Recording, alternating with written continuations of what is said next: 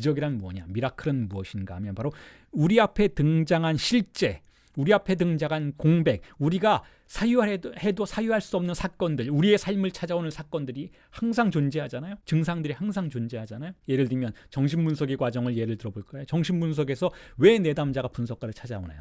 자기가 알고 있는 지식으로는 도무지 이해할 수 없는 자신의 신체, 자신의 사유, 자신의 꿈, 자신의 증상들을 알고자 하는 목적에서 오는 거예요. 내가 왜 이런지, 내 삶이 왜 이런지, 왜 이런 욕망들을 반복하는지, 내가 왜 이런 문제들을 반복하는지, 왜 내가 이런 사건에서 헤어나질 못하는지, 왜 내가 이런 증상을 통해서 고통을 받고 그걸 이해할 수 없는데도 불구하고 그 안에 머물러 있는지를 분석가에게 물어보려고 오죠.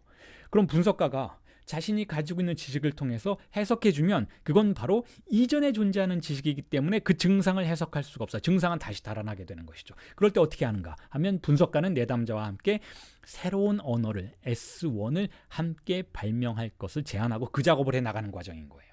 그 작업을 해나가는 것이 바로 기적인 거죠. 그게 기적인 거예요. 오늘 강의를 시작하겠습니다. 존재와 사건 강의 수업 3부를 진행하고 있고 그 중에 5번째 시간이 되었습니다. 오늘 5번째 강의는 지난주에 이어서 아리스토텔레스의 관점을 바디우가 논평하는 성찰 6에 관련된 이야기들을 진행하고 있는데 아마 오늘 성찰 6이 끝날 것 같습니다. 그리고 오늘 여러분들에게 강의해드릴 내용의 주제는 지난주에 이어서 자연스러움, 자연이라는 개념, 자연스럽다라는 개념을 계속해서 자연학의 관점에서, 아리스토텔레스의 자연학의 관점에서 여러분들에게 분석해드리고 그에 덧붙여서 그럼 자연스러움에 대해서 진리는 어떤 특성을 가지고 있는가, 어떤 속성을 가지고 있는가에 대한 이야기를 진리의 나약함이라는 주제를 통해서 설명드리려고 합니다. 그리고 지난주부터 여러분들에게 광고를 해드렸던 그 빌비올라의 작품도 함께 감상하면서 분석을 진행해 보도록 하겠습니다. 그럼 강의를 시작하겠습니다. 오늘 여러분들이 저와 함께 성찰 6을 계속해서 읽어 나갈 텐데 그 성찰 6의 지난주에 여러분들에게 읽어드렸던 그 인용의 그 다음 부분부터 제가 인용을 읽고 분석을 해드리겠습니다. 자, 여기서는 중요한 개념이 폭발적이다, explosive라는 개념과 공백의 특성을 말하고 있죠. 그리고 뜻바라는 개념, 그러니까 어디서나 무차별적으로 모든 장소에서, 모든 공간에서 출몰하는 그런 개념들이 중요한 이념으로 사용이 되고 있으니까 거기에 주목하면서 제 인용을 들어보시기 바랍니다. 89페이지에 원서 89페이지에 있는 내용입니다. Ensuite, l'indifférence du vide ne pouvant déterminer nulle direction naturelle pour le mouvement. Celui-ci serait explosif, c'est-à-dire multidirectionnel. Le transport aura lieu de toutes parts. Là encore, on excède le caractère toujours orienté de la disposition naturelle. Le vide ruine la topologie des situations. 번역을 하면 이렇습니다. 그 다음으로 공백의 무차이는, 자 지금 차이 없음 무차이, 그 다음에 척도 없음 무척도, 뭐 이런 것들을 지금 다루고 있잖아요. 공백의 특성으로서. 자, 계속 번역을 읽어드리면 이래요. 공백의 무차이는, 공백의 차이 없음은, 차이라는 것 개념 지난 강의에서 충분히 설명을 드렸죠. 이런 것은 운동이 향하는 그 어떤 자연적 방향성도 규정하지 못하고 라고 말하고 있어요. 자연적 방향성이 상황 내에선 있어야 한다라는 것이죠. 그런데 그게 없다라는 거예요. 자연스러운 방향성이 없다라는 거죠. 공백은. 그래서 뭐가 되는가 하면 폭발적이 되도록 한다는 거예요. 폭발적이 되도록 한다. 자, 폭발적이라는 것은 통제 불가능한 방식으로 출몰한다라는 뜻이에요. 그러니까 다중방향적이게 한다라는 것이죠. multidirectionnel, 다중방향적이게 한다라는 거예요.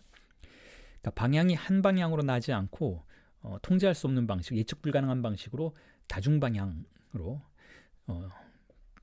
출몰한다는 거죠. 자, 그래서 이러한 이동은 트랜스포르, 이동은 모든 곳에서 모든 곳에서 발생할 것이다. 모든 곳에서라는 것은 일반적으로 유니백셀하게 모든 곳에서 등장한다는 것보다는 예측 불가능한 방식으로 예외 없이 거기서 등장할 수도 있고 등장하지 않을 수도 있고 추측이 불가능하다라는 것이죠. 그런 곳에서 모든 곳에서 발생할 것이다. 여기서도 마찬가지로 언제나 방향 지워지는 자연의 속성을 초과하게 된다라고 말하고 있어요. 자, 다시 한번 강조드리지만 아리스토텔레스의 자연학에서는 모든 존재는 모든 대상은 자연스러운 방향성들을 가지고 있고 그걸 예측 가능할 수 있어야 한다라고 생각하고 있어요. 그게 사실은 이후에 물리학의 근간이 되는 사고, 이념이 되어 버렸던 것이죠. 그리고 나서 다시 원자 물리학으로 가서는 그렇지 않구나. 이 자연스러운 방향성이라는 것이 존재할 수 없구나. 예측 불가능한 이 공백과 같은 속성의 그러한 운동들이 사실은 모든 것의 근저에 작동하고 있구나. 이런 깨달음을, 사유를 우리가 이해할 수 있게 되는데 근대 물리학에서는 그렇게 생각하지 않았고 그리고 그러한 근대 물리학의 단초를 제공해 주었던 고대 그리스의 자연학에서 실제로 그런 방식으로 존재와 사물들, 물체들의 운동을 생각했다라는 거예요. 자연적 속성이라는 것은 방향이 있다라는 거예요. 방향이. 그런데 공백은 그렇지 않다라는 거죠. 공백은 그렇지 않았다라는 거예요. 공백은 그렇지 않으니까 그러니까 지금 아리스토텔레스는 그러니까 공백은 존재할 수 없다. 이렇게 얘기를 하고 있는 것인데 그래서 이렇게 결론 짓고 있죠. 이건 이제 아리스토텔레스의 생각이에요. 공백은 상황의 위상학을 손상시킨다. 후인라는 표현을 써요. 후인. 손상시킨다, 붕괴시킨다, 파멸시킨다 이런 뜻이죠. 공백이 그런 기능을 할 수 있다라는 것을 바디우가 지금 소개하고 있어요. 아리스토텔레스의 논점들을 역으로 빌어오는 방식으로 이런 개념들을 등장시키고 있는데 자, 여기까지 읽어보셨으면 저와 함께 읽어보셨으면 지금 이거는 공백에 대한 아리스토텔레스의 논점을 빌어오고 있는 것이기는 하지만 또한 이거 증상에 대한 속성을 말하는 것이기도 하구나 라고 여러분들이 추측해 보실 수도 있어요. 증상이구나. 증상이라는 게 그런 것이잖아요. 증상이라는 것이 자, 무언가가 잘못됐다는 신호라고 우리가 흔히 이야기하잖아요. 뭐 몸에 증상이 있다. 내가 어디 아픈 것 같아. 그 아픈 증상이 뭐예요? 이렇게 의사 선생님이 물어보잖아요. 엄밀한 의미에서는 사실은 이것은 병리학적인 용어로 자주 쓰이는 것이죠. 병리학적이라는 건 뭔가요? 자연스러운 상태 말고 무언가가 잘못된 상태가 있다라는 것이죠. 그 잘못된 상태를 병이라고 지정하고 그 병이 신호를 보내오는 것을 증상이라고 부르잖아요. 그걸 쌍톰이라고 프랑스어로는 부르는데 이게 정신분석에서 굉장히 중요한 용어로 사용이 되는 것인데 특히 이 쌍톰이라는 용어를 자크 라깡이 이제 세미나 23즈음에서는 새로운 방식으로 다루기 시작하는 것인데 자, 그런데 지금 말했던 이 공백이라는 개념 그것의 특성, 폭발적이거나 예측 불가능한 방향성을 갖거나 그러니까 방향성 자체를 자연적인 방향성을 갖고 있지 않거나 혹은 모든 곳에서 산발적으로 출몰하는 이런 것들은 어떤 의미에서는 자, 증상을 묘사하는 특성들이라고 진술들이라고 말할 수가 있다라는 것이죠. 자, 그런데 이 증상이라는 것, 쌍톰이라는 것, 이 개념을 통해서 지금까지 말하고 있는 공백에 대한 우리의 관점과 태도를 조금은 다른 방식으로 해석해 볼 수 있을 수도 있습니다. 자, 이렇다는 거예요. 자, 그거 잘못되었다라는 특징이다라고 말한다면 지금 아리스토텔레스는 공백을 마치 증상과도 같은 것으로 간주하고 있는데 자, 그런데 세미나 23회에서 라깡이 이 쌍톰이라는 단어, 증상이라는 단어를 어떻게 변주하고 있는지를 여러분들에게 소개해드리면서 공백에 대한 우리의 이해를 좀 확장시켜 보고자 합니다. 자, 보세요. 세미나 23에서 제임스 조이스의 정신병과 문학작품의 세계를 다루고 있는 세미나 23에서 자크 라깡은 쌍톰을 고대어로, 그러니까 프랑스의 고어로 표기를 하죠. 그 여러분들이 지금 보고 계시는 이 화면에 자, 이 쌍톰. 이거는 현대어예요. 현대어에서 뭐 영어에서도 심텀이라고 똑같이 쓰고 있죠. 프랑스어에서도 쌍톰이라고 이렇게 발음을 하고 똑같은 비슷한 단어를 쓰고 있는데, 자, 이것을 고대에서는, 고대라기보다는 이제 근대 초기나 이전에 프랑스에서는 이렇게 썼어요. Y가 I로 바뀌어 있고 여기가 T가 하나가 아니라 TH가 되어 있죠. 이렇게 썼어요. 물론 발음은 똑같아요. 쌍톰, 이것도 똑같은 발음을 할 수 있어요. 자, 이걸 사용해요. 그래서 우리나라 말로 번역을 할 때 이건 증상이라고 번역을 하고 고육지책으로 사실상 이것은 증환이라고 일단은 번역을 구별하기 위한 목적 하나를 통해서 번역하고 있는데, 증상과 증환. 자, 큰 의미가 있는 다른 번역은 아니에요. 근데 이것 자체는 왜 자크라강이 이렇게 쓰는가 하면, 이것이 증상과는 다른 방식으로 증상에 접근하는 태도를 혹은 이론들과 개념들을 정립할 수 있도록 도와주는 새로운 신용어, 새로운 용어를 사용하기 위해서 그런 것인데, 자, 이로부터 또 여러 가지 파생되는 변주들을 락강이 하고 있어요. 이 쌍톰이라는 똑같은 발음, 제가 지난 수업에서는 아버지의 이름들 혹은 속지 않는 자들이 방황한다 라가 프랑스에서는 똑같이 발음되는 것으로서 동음 이의어적인 구조를 가지고 있다고 말씀드리면서 그것이 어떻게 개념들을 파생시키는지를 설명드렸었잖아요. 그런데 자, 여기서 보시면 이 쌍톰이라는 단어도 자, 이렇게 쓸 수도 있어요. 이렇게 똑같이 발음하고 거의 비슷하게, 완전히 똑같은 발음은 아니지만 거의 비슷하게 쌍톰, 쌍톰 똑같죠, 여러분? 쌍톰, 증상이나 그 다음에 프랑스 고어로서의 쌍톰, 증환이나 쌍톰, 이거 똑같이 발음이 돼요. 그런데 이건 보시면 알아보시겠지만 세인트죠, 영어로. 프랑스어도 똑같이 세인트를 쌍이라고 발음해요. 쌍이라는 건 성스럽다는 뜻이에요. 세인트, 성스럽다라는 것이죠. 그리고 옴은 사람, 그러니까 man이라는 뜻이죠. 혹은 남자라는 뜻도 있고 man하고 똑같은 구조를 가지고 있어요. 옴, 프랑스어로 남자나 사람을 뜻해요. 자, 그러면 어떻게 변화가 됐나요? 증상에서 증환으로, 이건 거의 똑같은 단어라고 볼 수가 있고, 그리고 다시 증환에서 쌍톰, 성스러운 남자, 성스러운 사람으로 변화가 되고 있어요.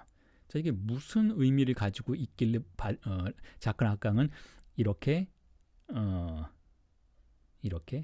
언어에 유희를 하고 있는가? 자, 왜 이런 일을 하는가를 지금 공백을 지칭하는 개념들과 진술들과 비교해서 한번 사유해 보자라는 거죠. 자, 공백은 증상적이라고 말씀드렸잖아요. 공백은 폭발적이다. 공백은 모든 것에서 출몰한다. 공백은 예측 불가능하다. 어디가 잘못되었다는 신호일 수 있다. 공백의 유령이 상황 내부를 떠다닌다면 그 상황이 교란당하고 있다. 그래서 상황의 위상학을 손상시킨다. 지금 이렇게 말하고 있잖아요. 근데 그게 정확하게 증상을 묘사하는 진술과 동일하다고 제가 지금 말씀을 드렸잖아요. 증상도 마찬가지. 어떤 증상적인 것들이 출몰을 하면 자연스럽고 안정적인 질서들을 붕괴시켜요. 교란시키고 모든 것에서 예측 불가능한 방식으로 증상적인 사건들이 등장하면 자, 그것들이 현재의 질서를, 현재의 건강 상태를 교란하는 것이죠. 어떤 공동체나 혹은 내 신체나 어떤 집단의 어떤 국가의 현재 질서를 교란하는 방식으로 공백이 출몰하는 것과 마찬가지로 그것을 우리는 증상적이라고도 부를 수 있다는 것이죠. 그런데 왜 그것이 성스러운 사람이 되는가? 성스러운 사람. 성스러운 사람은 무엇인가? 여러분, 성스러운, 자, 세인트맨, 쌍톰은 어떤 사람인가요? 어떻게 성스러운가요? 성스럽다라는 것은 신에게 접근하는 사람이에요. 성스러운 사람은 신의 소명을 실천하는 사람인 것이죠. 성스러운 사람은 신의 아들이에요. 성스러운 사람은 이 세속, 현상, 지금 공동체, 바깥에 있는 무엇과 바깥에 있는 신성과 교류하는 사람이죠. 그게 쌍톰이에요. 그게 바로 공백이라는 거예요. 공백의 특성. 제가 지난주에 혹은 지지난주에 예수를 설명하면서 예수가 공백의 기능, 팔레스타인에서 일종의 공백의 기능을 했다. 공백의 유령과 같은 기능을 했다. 그래서 베드로가 예수를 3번 부정한다. 이런 은유를 말씀을 드렸잖아요. 마찬가지인 것이죠. 쌍톰은 예수를 말하기도 할 수 있어요. 자, 그가 공백의 기능을 한다면 그건 증상적인 역할을 한다라는 뜻이죠. 예수는 증상적인 역할을 했다라는 그런 의미에서 이해가 될 수가 있는 것이죠. 예수가 했던 말들, 예수가 했던 행동들은 그 이전의 상황을, 그 이전의 체제를, 그 이전의 질서를 붕괴시키고 새로운, 기독교에서는 신학이라고 부르죠. 신학의 세계를 도래하도록 만들잖아요. 유대교를 멈추게 하고 유대교의 토대 위에 유대교를 붕괴시키면서 구약의 세계를 붕괴시키면서 신약의 세계를 도래하도록 만드는 것이잖아요. 그런 의미에서 신성한 존재라는 거죠.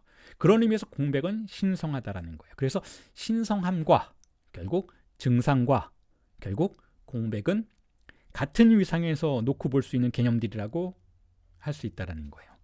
그리고 나서 마지막으로 세미나 23에서 락강이 이 쌍톰에 대해서 한마디 더 덧붙이죠. 그 밑에 보시면 쌍토마 다깡, 이게 뭐냐면 쌍토마 다깡은 이건 프랑스어예요. 쌍토마 다깡, 토마 다깡은 무슨 뜻인가 하면 다깡의 토마란 뜻이에요. 여러분 다 아시는 사람이에요. 아깡은 아퀴나스의 프랑스어예요. 아퀴나스. 자, 뭐 우리는 중국의 수도를 지금 북경이라고 부르잖아요. 근데 사실은 중국인들은 그걸 백경이라고 부르잖아요. 각각 나라마다 그 나라의 수도 지명을 부르는 발음이 조금씩 다르죠. 아퀴나스 혹은 이제 라틴어로 아키노스라는 그 용어가 프랑스어에서는 악강이라고 불려요. 악강. 그래서 이건 쌍토마다 악강은 뭐냐면 성 토마스 아퀴나스를 말해요. 프랑스에서는 성 토마스 아퀴나스를 쌍토마다 악강이라고 부르죠. 그래서 이걸 이들이 같은 위상에 놓고 락강을 사유하기를 요청을 하죠. 증상이기도 하고 증환이기도 하고 성스러운 사람이기도 한 그 공백으로서의 그가 쌍토마다깡일 수도 있다라는 거죠. 쌍토마다깡은 어떤 역할을 했었던 사람인가요? 중세의 철학에서 14세기 중세의 철학에서 성 토마스 아퀴나스는 교부가 되죠. 교부. 그 성 토마스 아퀴나스는 교회의 교수, 그러니까 바티칸이 인정하는 교회의 교수가 되는데 그 사람의 인생은 어땠는가 하면 도미니강, 프랑스어로는 도미니강이라고 부르는데 도미니코 수도회의 수도사로서 자신의 학술적인 그 신학적인 여정을 시작하고 그 이전에 존재했던 신학적인 세계에 새로움을 도입하고, 그러니까 일종의 공백을 도입을 하는 거죠. 공백을 도입하고 거기에 새로운 언어들을 부여하는 그러한 신학자로서의 역할을 했던 것이죠. 토마스 아퀴나스가 결국 그런 역할을 했던 것이잖아요. 고대 그리스의 아리스토텔레스의 철학을 적극적으로 수용을 해서 성서의 세계를, 신학의 세계를, 신에 대한 사유를 조금 더 이성적인 차원에서 합리적이고 이성적인 아리스토텔레스의 철학을 적극 받아들이는 새로운 기표들을 수용을 함으로써 새로운 신학의 세계를 열었던 사람인 것이잖아요. 그러니까 그 사람 역시 어떤 의미에서는 쌍토마다깡은 성 토마스 아퀴나스는 S1을 도입한 사람이라는 것이죠. 공백을 도입하고 그 공백을 마치 예수가 유대교의 세계에서 공백을 도입한 뒤에 그 공백의 공간 안에 새로운 기표들이 들어와서 수용될 수 있도록, 그래서 신학의 세계가 열려 젖힐 수 있도록 했던 것처럼 이 쌍토마다깡 역시 성 토마스 아퀴나스 역시 신학의 세계에 공백을 도입하고 그 공백이 도입된 그 공간 안으로 새로운 사유의 가능성들이, 신학적 사유와 철학적 사유의 가능성들이 열릴 수 있도록 했던 그런 인물이라는 의미에서 같은 위상에 속한다라는 거예요. 쌍톰과 쌍토마다깡 같은 위상에 속하는 인물들이라는 것이죠. 제가 이런 개념들을, 이런 락강의 개념들을 여러분들에게 소개해 드리는 이유는 바로 공백을 사유하기 위해서라는 거죠. 공백이 그런 영능을 가지고 있다는 거예요. 공백이라는 개념을 그렇게 우리는 이해해 볼 수 있다는 것이죠. 공백이라는 것은 기존의 자연스러움의 세계를 손상시켜요. 기존의 자연스러움의 세계가 지속되는 그 질서를 교란시키죠. 그 질서가 교란되고 그 완강한 유한성의 세계가 흔들리고, 그렇게 흔들린 다음에 거기에 공백이 자신의 공간을 열어 젖혀서 그곳으로 새로운 사유가 들어올 수 있도록 만드는 것은 어떤 의미에서는 증상적인 과정들이라는 거예요. 그리고 여기서 우리가 그 증상이라는 것에 대해서 또한 덧붙여야만 하는 것은 이런 것이죠. 그건 우리를 이끌어들인다라는 거예요. 그건 주체의 욕망을 끌어들인다라는 거죠. 그건 우리를 사로잡히게 만든다라는 것이죠. 마치 예수의 말에 사도들이 사로잡혔던 것처럼 공백에 매혹이 된다라는 거예요. 그러니까 공백에 매혹된다라는 것은 결국 이전에 존재하는 존재 질서의 언어가 아닌 새로운 언어에 증상적으로 매혹된다라는 것이죠. 마치 병든 자들처럼. 그러니까 여기서 병은 몸이 아픈 병이라기보다는 마치 미친 자들처럼, 미쳐 있는 사람들처럼, 무언가에 미친 사람들처럼. 토마스 아퀴나스가 13세기에 이탈리아의 그 아키노스 지역에서 올라와서 파리 대학에서 강의를 시작하죠. 27살의 아주 젊은 나이에 그때 당시만 해도 역시 철학과 신학으로 상당히 유명세를 떨치고 있었던 파리의 대학, 그 대학에서 정교수 자리를 얻게 되고 그 정교수 자리에서 뛰어난 강의들을 하게 되죠. 그 강의에 학생들이 몰려들고 그것을 듣고 매혹되고 거기에 미쳐서 새로운 신학의 세계를 열게 하는 그러한 운동의 중심에 서게 된다는 거예요. 자, 그런 의미에서 이 공백은 단지 공백이나 불안만이 아니고 우리의 정동 중에 우리의 쾌락을 불러일으키는 효과를 가지고 있다는 거예요. 우리를 그곳으로 끌어들인다는 것이죠. 우리를 그곳으로 사로잡히게 만든다. 그런 의미에서 증상이라는 거예요. 왜냐하면 증상이라는 것은 우리가 즐기는 무엇이니까.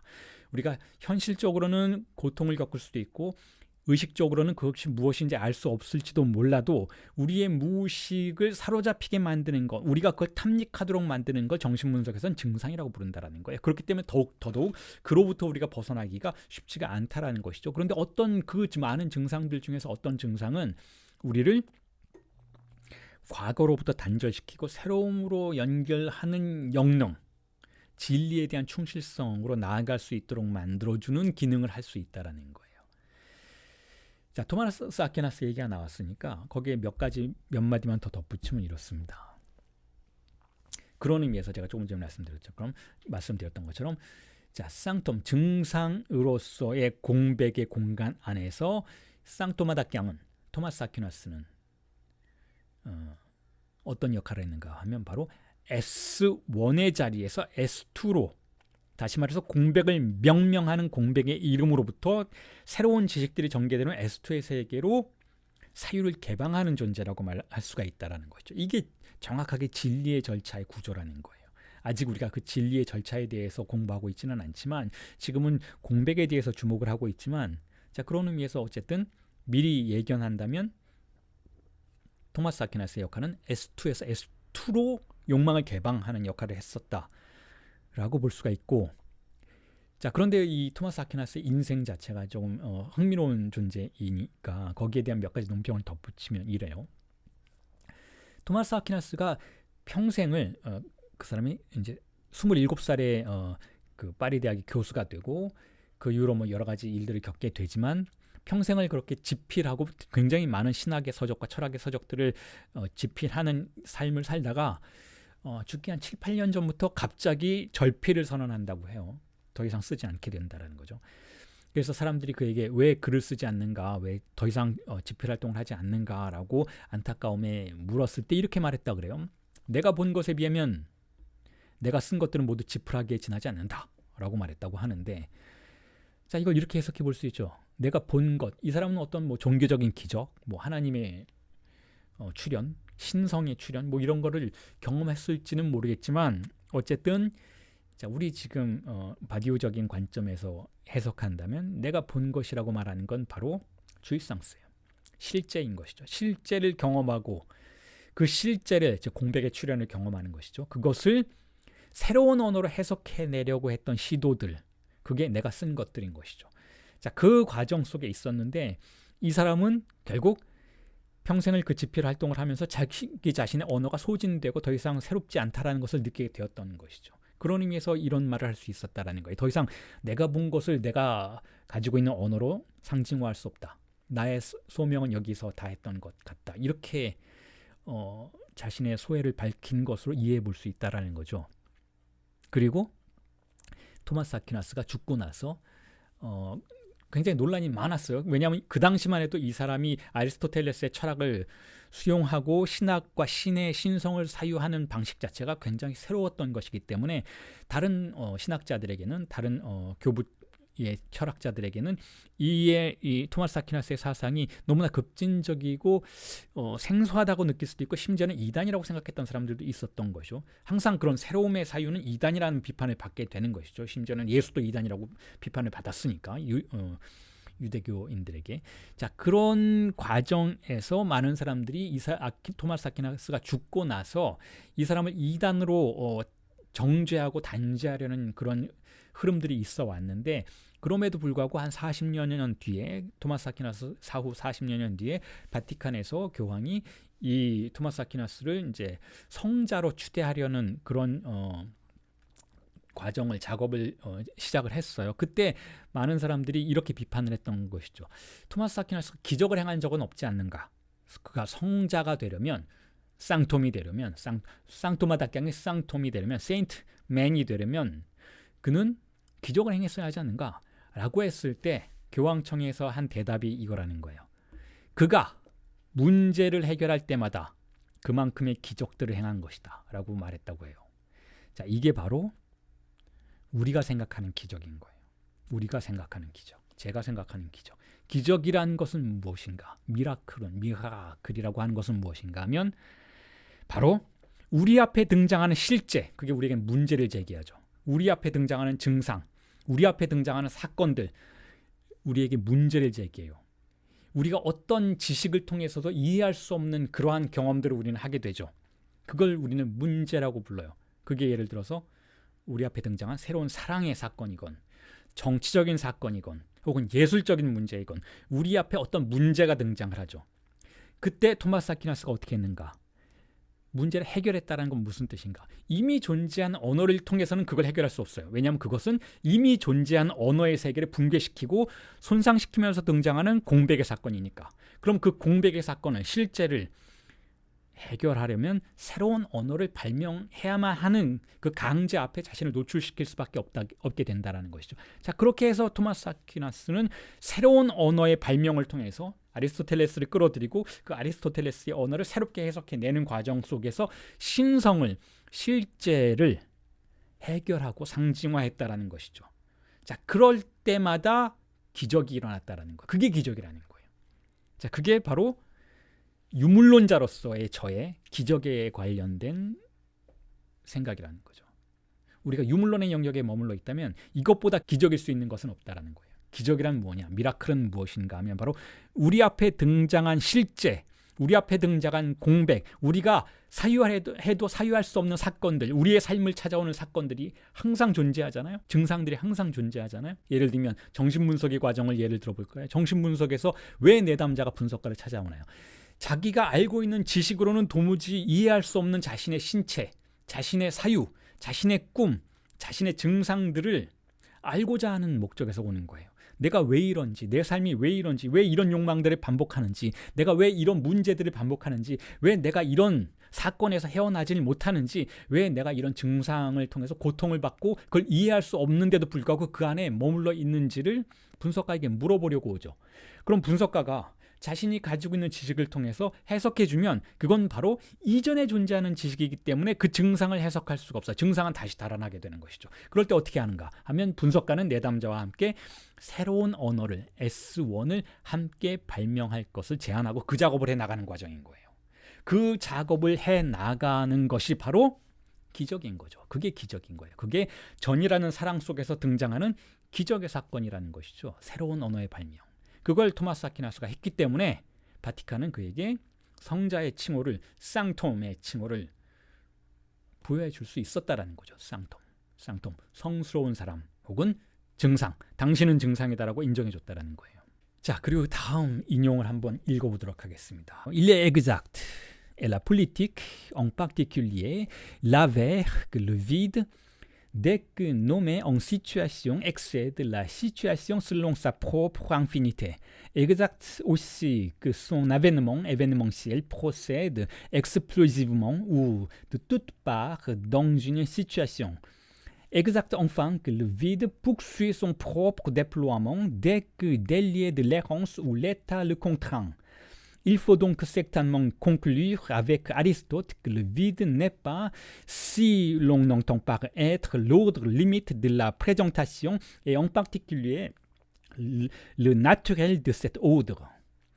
번역을 하면 이렇습니다. 특히 정치가 그것을 증명하듯. 자, 왜 정치가 증명하는지는 곧바로 설명을 드릴게요. 공백은 그것이 상황 내에서 명명되면서부터는 그 자신의 고유한 무언성을 따라 상황을 초과한다는 사실은 정확하며, 또한 그 자신의 사건적 출현이 폭발적으로 발생한다는 것, 또는 상황의 모든 장소에서 발생한다는 것은 정확하고, 조금 전에 말씀드렸던 거죠. 마지막으로 공백이 사태가 강제하는 방황으로부터 풀려나감으로써 그 자신의 고유한 전개를 따른다는 것은 정확하다. 이거 중요한 이야기예요. 설명드릴게요. 고로 아리스토텔레스와 함께 명확히 결론 내려야 하는 것은, 만일 존재함이라는 단어가 현시의 한계에 지워진 법칙을 의미하고, 그리고 특별히 그러한 법칙의 본성을 의미한다면 공백은 존재하지 않는다는 사실이다. 자, 공백의 비존재를 선언하고 있어요. 그런데 왜 그런지 인용문을 다시 한번 보면서 설명을 드릴게요. 우선 먼저 존재함이란 무엇이냐? 존재함이란 시츄에이션, 현시의 한계에 지워진 법칙 안에 있는 것을 말해요. 그러니까 존재함이라는 것이, 여러분, 우리가 존재라는 개념이 이전의 철학자들과는 많이 다르게 쓰여지고 있다는 걸 알 수가 있어요. 존재함이라는 건 이제까지 쭉 설명을 해와서 여러분들이 충분히 이해하셨겠지만 진리의 개념은 아니에요. 존재한다라는 것, 존재가 펼쳐진 곳에는 진리가 없어요. 자연스러운 존재함이 있는 곳에는 오히려 법칙이 존재하고 한계가 존재하고 그리고 현시가 지배하고 있는 것이죠.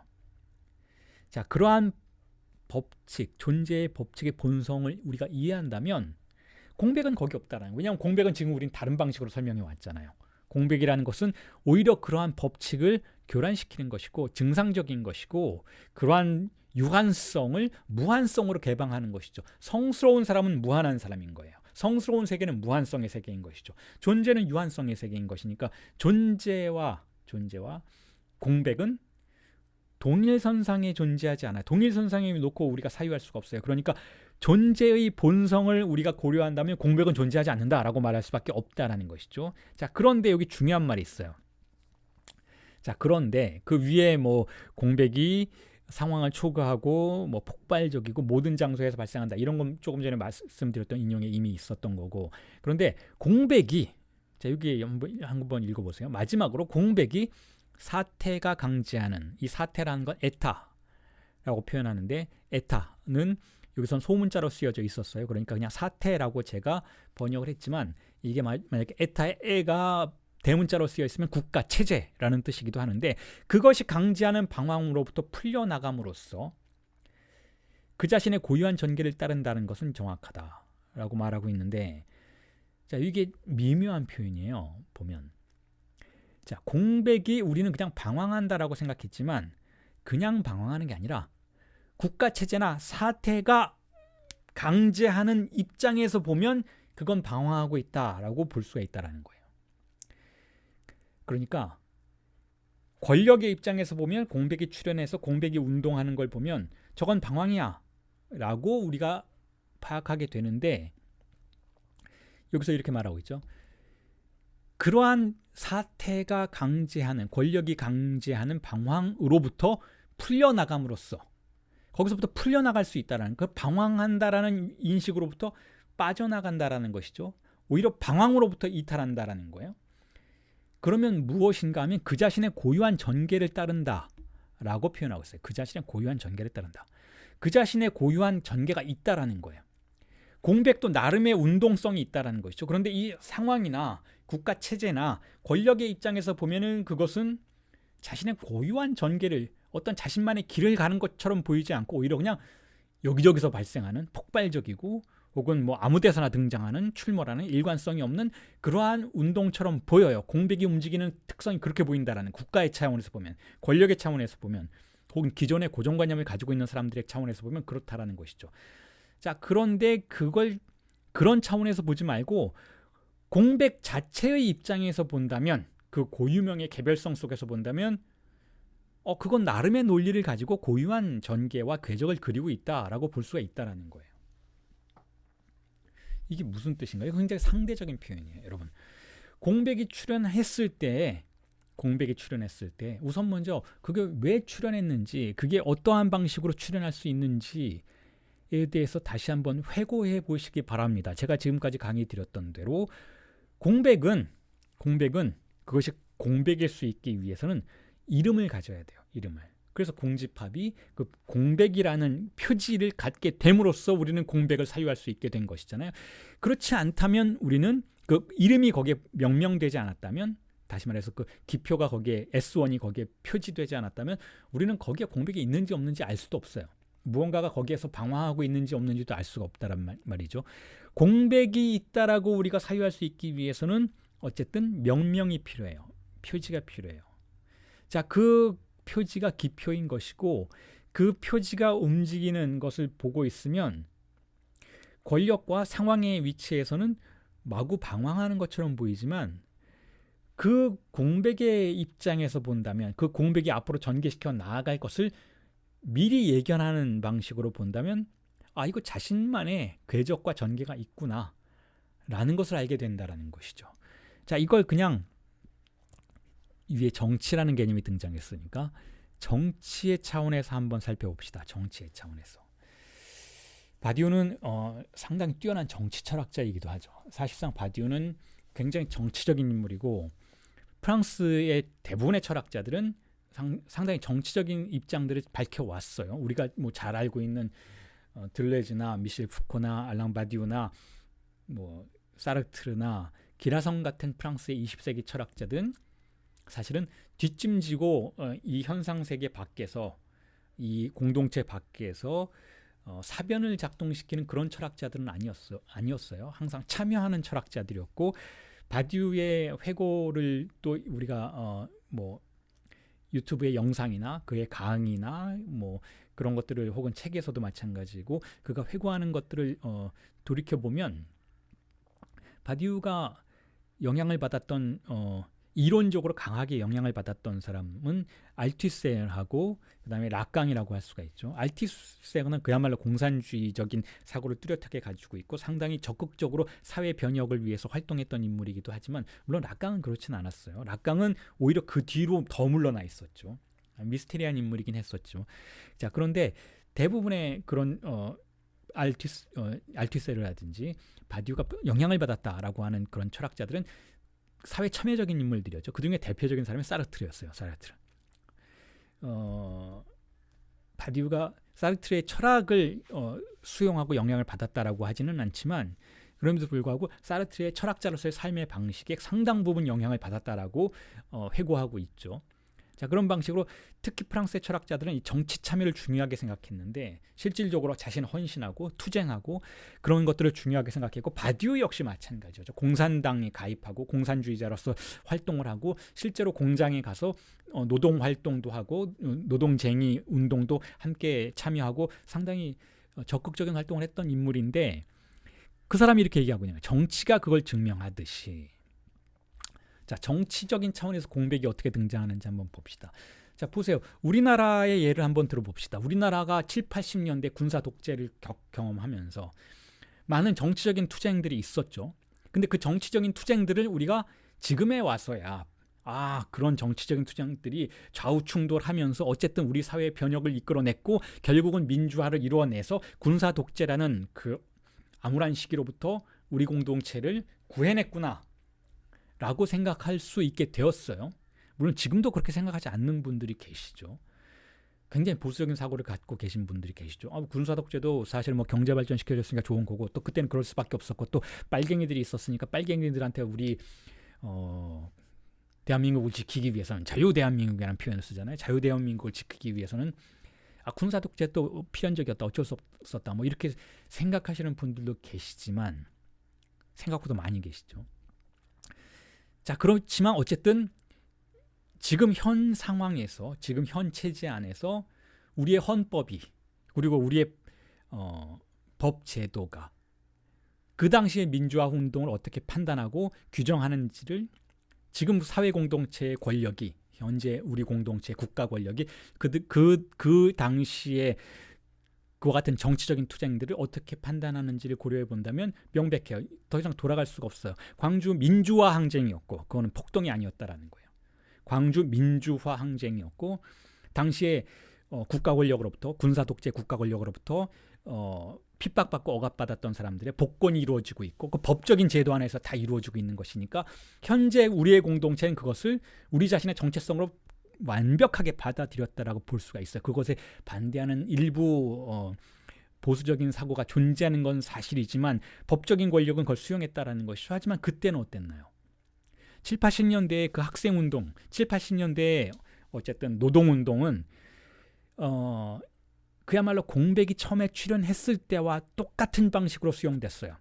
대부분의 사람들에게 저건 의심스러운 행동이고 저건 방황이고 젊은이들의 방황이고 저거는 일부 지식인들의 철없는 치기 어린 히스테리적인 행동들이고 자 저것들이 결국 우리 국가 체제 안에서 도움이 되지 않는다라고 판단하는 대부분의 사람들이 존재했었고 법적인 제도가 그것들을 보장했었어요. 그러한 태도를 그걸 뭐 국가보안법이란 이름으로 여러 가지 다양한 사법제도의 이름으로 자 반국가적인 행동으로 규정했었죠.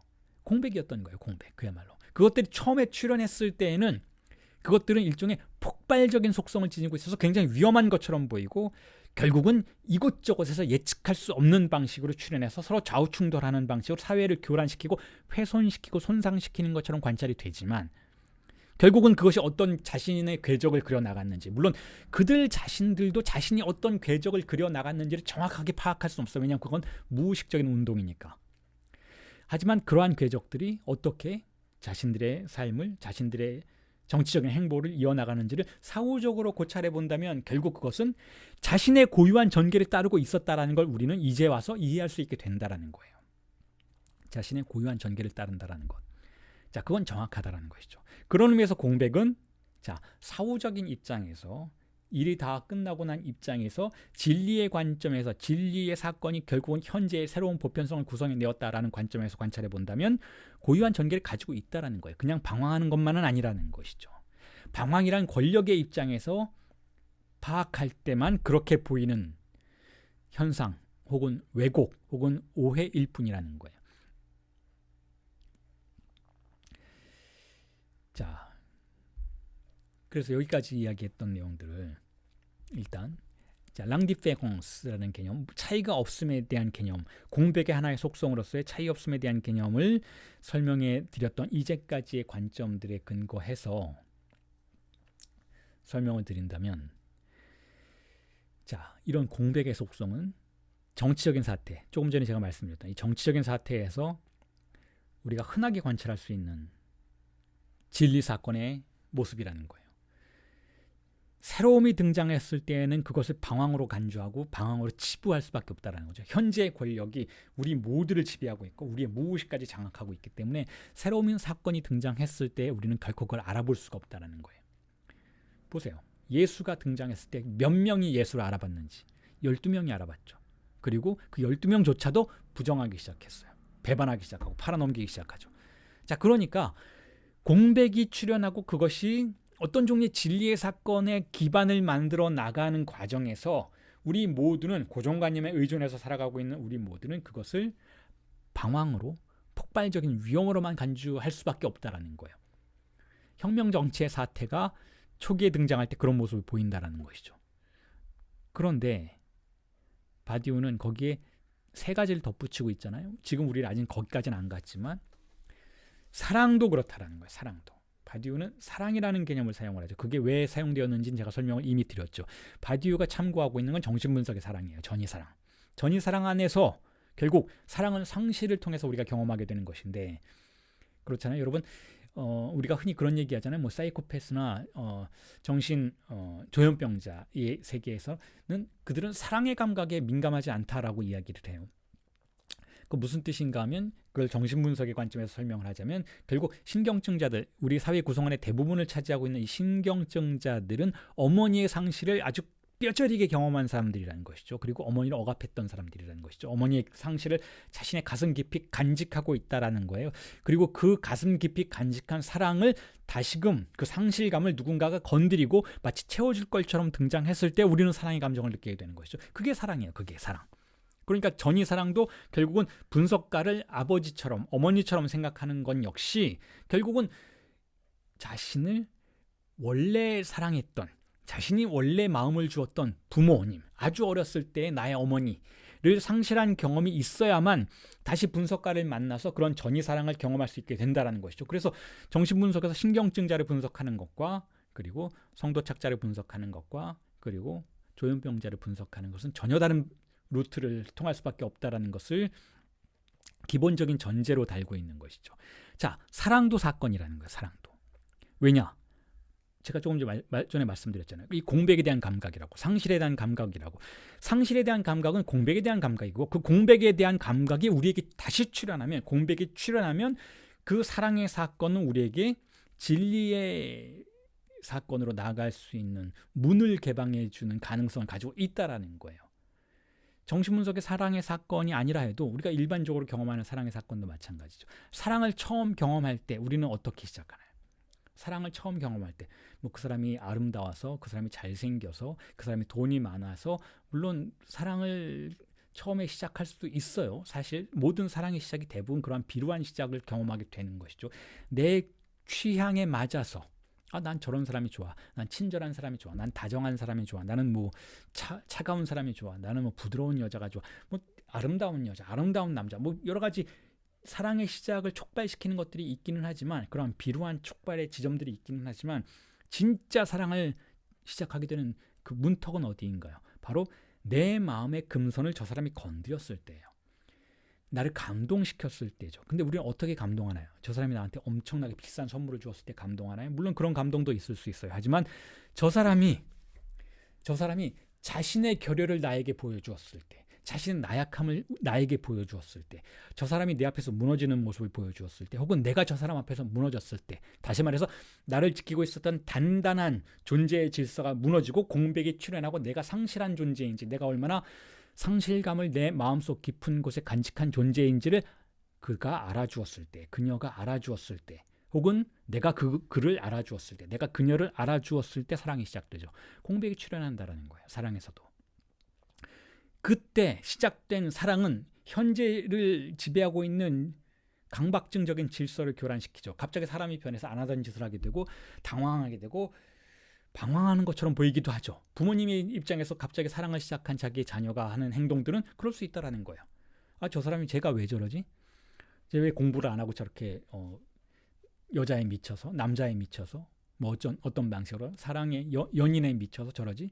왜 저 사람이 평상시에 안 하던 행동들을 저렇게 하게 되지? 라고 방황하는 것처럼 보인다라는 것이고, 실제로 그 사람들은, 연인관계 속에 들어간 그 사람들은 방황하는 것처럼 느껴져요. 특히 세상 사람들이 그들의 사랑에 동의해주지 않을 때에는 그들의 상황은 일종의 방황하는 자들의 여정처럼 느껴질 수 있다는 거죠.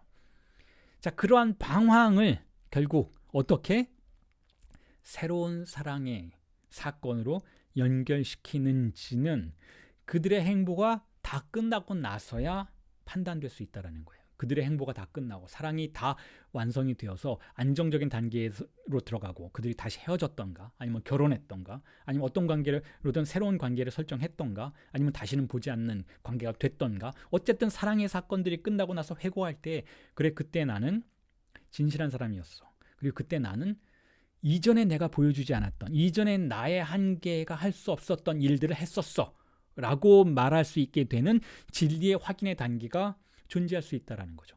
그런 의미에서 사랑도 마찬가지라는 거예요. 공백이 방황하듯 존재하지만, 공백의 방황과 같이 사랑의 여정들이 지속되지만, 그럼에도 불구하고 그것이 고유한 궤적을 그리면서 가는 방향성을 스스로 획득하게 되는 순간, 그것은 진리의 사건이 된다는 거예요.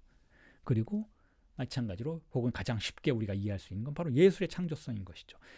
예술가가, 여러분, 좋은 예술 작품을 하는 사람은 어떤 사람인가 하면, 기존의 모든 사람들이 좋다고 하는 방식을 그대로 답습하는 사람. 자, 그런 예술 작품을 우리가 좋다고 말해주진 않아요.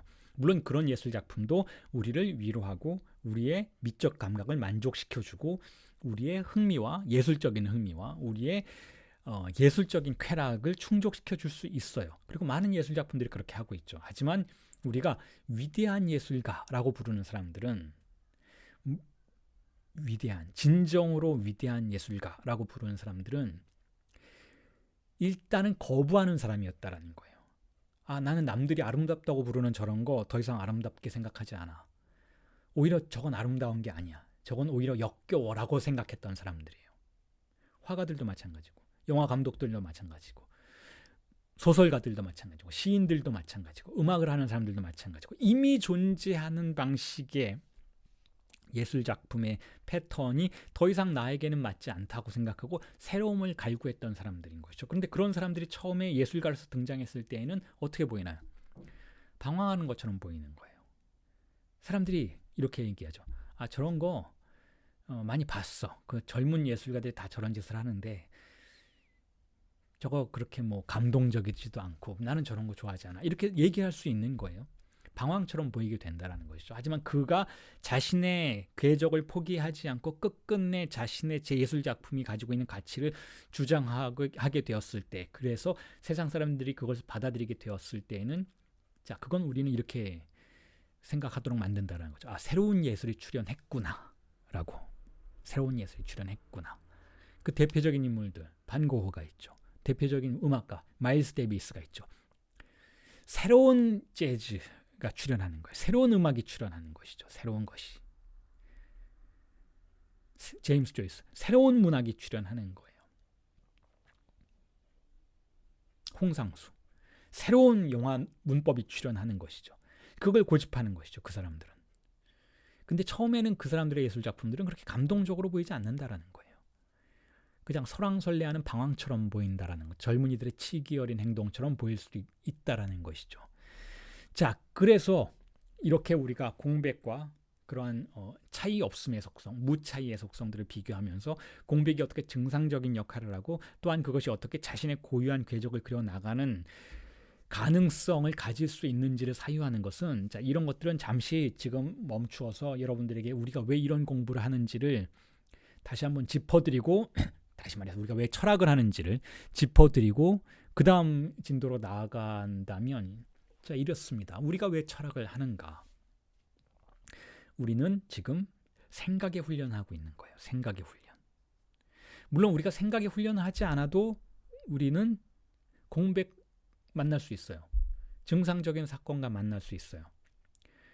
하지만 그게 증상인 줄 알기 위해서는, 혹은 그것이 증상이고 진리의 사건으로 연결될 수 있다는 것을 이해하기 위해서는 지금처럼 우리가 하고 있는 이 사유의 훈련이 우리에게 필요할 수 있다는 거죠. 제가 이번 강의 광고에 이렇게 썼잖아요. 우리에게 진리에 대한 재고가 필요하다. 사유의 훈련이 필요하다. 우리의 생각을, 우리의 욕망을 끝없이 소비하도록 만드는 현재의 미디어의 세계에서 휩쓸려가서 그 미디어의 홍수 속에서 우리의 쾌락이, 우리의 도파민이 그저 남용되는 것을 막기 위해서는 잠시 뒤로 물러나서 가만히 명상하는 게 아니고 생각의 훈련을 해야만 한다. 그래야 우리의 존재를 구할 수 있다라고 광고에 적어놨었어요. 그래서 그걸 보고 여러분들 중에 많은 분들이 이 강의에 참여하고 계신 거예요. 사유의 훈련이 필요하기 때문에. 사유의 훈련이란 뭔가요? 우리의 사유가, 우리의 생각이 어떻게 욕망을 통제하는지를 관찰하는 거예요. 어떻게 우리가 자연스러움 안으로 들어가는지를 관찰하는 것이죠. 우리가 우리의 욕망이 그렇게 활동하고 그렇게 흘러가는 이유는 우리의 생각이 그걸 그렇게 흘러가도록 만들기 때문에 그래요. 그리고 우리의 생각은 어디서 왔는가? 타자로부터 왔다라는 것이죠. 이 세계를 지배하고 있는, 이 공동체를 지배하고 있는 언어가 우리의 사유의 틀을 만들어냈다라는 것이죠.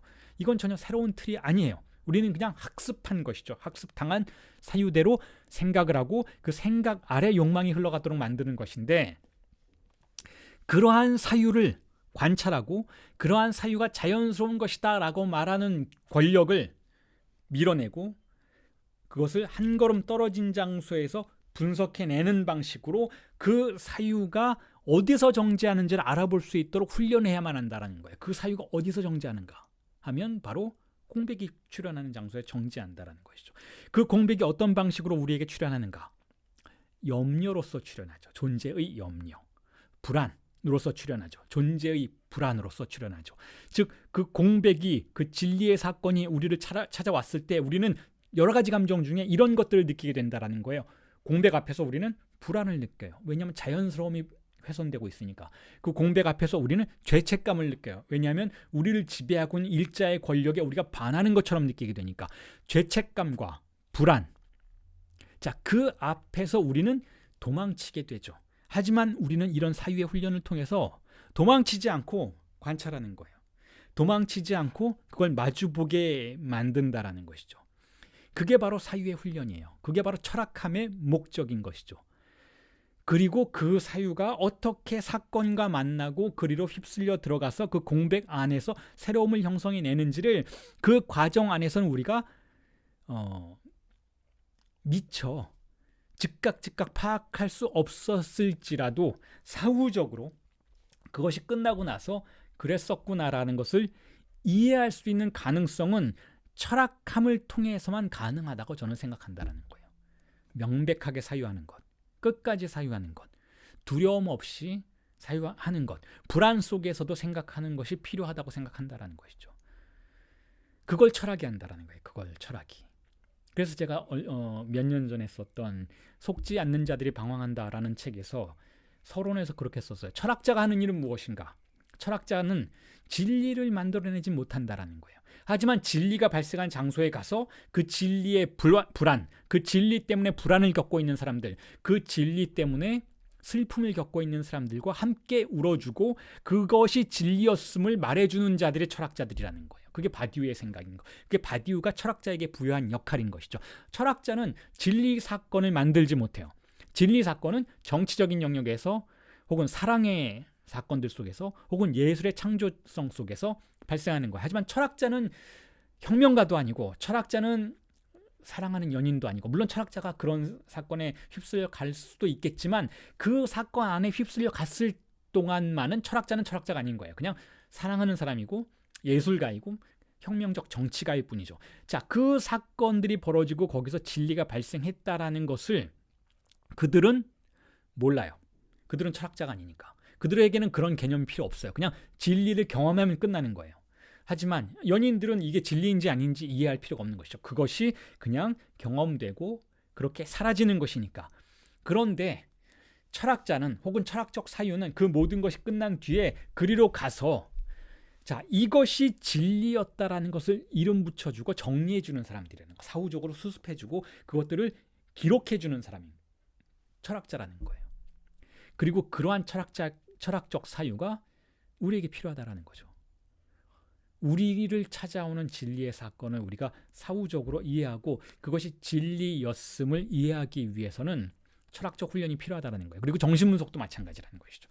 내담자는 자신을 찾아온 증상이 진리인지 알 수 없어요. 그리고 그것이 그냥 죄책감이고 불안이고 공격이고 고통으로 인지될 뿐이죠.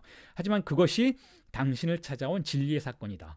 그것이 당신의 삶을 변화시킬 수도 있는 영능의 가능성이다라는 것을 말해주는 사람은 분석가라는 거예요. 그런 의미에서 분석가 역시 어떤 의미에서는 철학자의 위치에 있다라는 것이죠. 자, 그 다음 내용은 이렇습니다. 거기서는 이제 측정 불가 혹은 척도 없음이라는 개념을 통해서 바디우가 이 공백을 설명하기 시작하죠. 그리고 거기서 제가 특별히 시간이라는 개념들을 도입해서 여러분들에게 이 내용들을 해석해 주는 부분이 이어지게 되는 거죠. 자, 그 인용을 읽어드리면 먼저 이렇습니다. Tout mouvement est mesurable au regard d'un autre par sa vitesse. Ou comme le dit Aristote, il y a toujours proportion, logos, d'un mouvement à un autre, pourtant qu'ils sont dans le temps et que tout temps est limité. Le caractère naturel d'une situation est aussi son caractère proportionné, nombrable au sens large. 자, 번역을 하면 이렇습니다. 모든 운동은 타자에 대한 속도와 관련하여 측정 가능하다. 자, 이 개념은 여러 가지로 해석될 수 있는데 우선 먼저 아주 표면적인 내용으로만 번역을 해서 설명을 드리면 이래요. 모든 운동은 타자에 대한 속도와 관련하여 측정 가능하다. 어떤 타자가 있어야 비교해서 내가 얼마나 빨리 움직였는지 얼마나 느리게 움직였는지를 알 수 있다는. 그렇죠, 여러분. 기준이 있어야 돼요. 척도가 있어야 돼요. 그 척도가 바로 타자인 거예요. 내 옆에 있는 상상계적 타자가 아니라 즉 얘가 나보다 빨리 달렸으면 난 느린 거야. 얘가 나보다 느리게 달렸으면 난 빠른 거야. 이런 상상계, 이자 관계가 아니라 삼자 관계가 필요하다는 거예요. 척도의 기준은 그 삼자 관계의 타자라는 것이죠. 다시 말해서 자, 시속이 몇 킬로다라는 기준이 있잖아요. 기준. 우리가 시계를 가지고 있잖아요. 그 모든 사람들이 공유하는 기준인 것이죠. 이게 척도야. 이게 타자인 거예요. 그러니까 여기서 말하는 모든 운동은 타자에 대한 속도와 관련해 측정 가능하다라는 이 표현에서의 타자는 대타자인 거죠.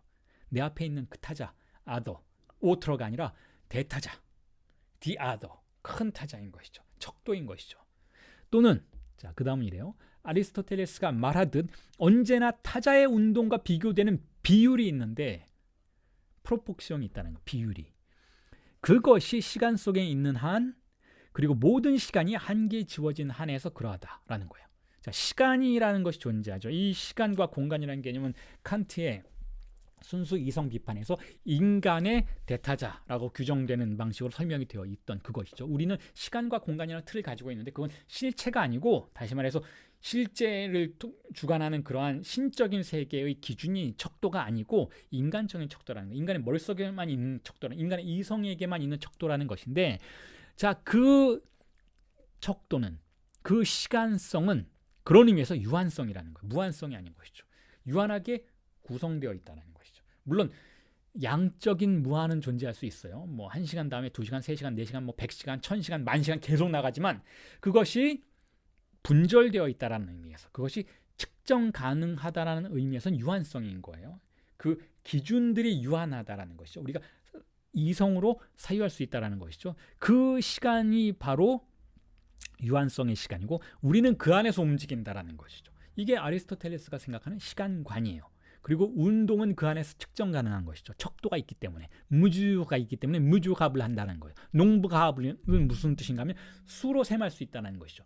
숫자로 비율적 속성을 측정할 수 있다는 거예요. 자, 그리고 모든 시간이 한계에 주어진 한에서 그러한 내 상황의 자연적 속성은 자, 그게 자연적 속성이라고 아리스토텔레스 생각해요. 자, 그리고 바디우 역시 그것을 그렇게 부정하지 않아요. 자연적 속성이나 그런 거라는 거예요. 유한하게 분절되어 있는 것을 자연적 속성이라고 한다면 또한 넓은 의미에서 측정 가능한 그 자신의 비율적 속성이다라는 거예요. 자, 이 모든 내용은 비율적 속성, 측정 가능함, 혹은 뭐 한계에 지워짐, 뭐 이런 것들은 다 대타자의 기준이 존재해야 가능한 얘기들이에요. 이 대타자의 기준이라는 것은 바로 상황과 사태, 상황과 상태를 통제하고 있는 기준들인 것이죠. 즉 일자에 셈하는 기능들인 거예요. 그게 대타자인 것이죠. 자, 그런 의미에서 이 대타자는 이렇게 쓴다라는 거예요. 이 위에서는 작은 a를 써서 오트르라고 썼지만 결국 그 오트르라는 것은 대문자로 쓰는 오트르, 즉 대타자라고 우리가 규정해 볼 수 있고 시간은 그 안에서 흘러가는 걸 말한다는 것이죠. 대타자 안에서 시간은 흘러간다라는 것인데 그에 비해서 공백은 이농브가블이라고 해요. 농브가블이 아니고 넘버로 셈해질 수 있는 것이 아니고 넘버로 셈해질 수 없다. 이농브가블이라는 것이죠. 자, 그런 의미에서 이건 자, 아리스토텔레스는 그렇게 생각하는 거예요. 그건 운동이 아니라는 거예요. 공백이 움직이는 건 운동이 아니라는 것이죠. 혹은 그건 사유 불가능한 운동이라는 것이죠. 자, 그런 운동, 그런 사유 불가능함의 움직임, 그런 시간성, 특히 그런 시간성 속에서 어떻게 이미지들이 움직이는지를 탐사하는 예술가가 바로 빌 비올라예요. 그 빌 비올라의 작품을 자, 제가 준비했으니까 한번 보시죠. 비디오 작품인데 자, 보시면 이제 빌 비올라의 작품에서는 이렇게 이미지들이 3명의 이미지 혹은 여러 명의 인물들이 등장하는 경우가 있고 그들이 물과 혹은 불 이런 공간 안에서 시간성 안에서 움직이는 그런 모습들을 촬영해서 보여주는 자, 그런 작품들을 많이 사용하고 있는데 보시면 알겠지만 약간 슬로우 모션이 걸려 있어요. 즉 시간이 우리가 상식적으로 파악하고 있는 것과 다른 방식으로 흘러가죠.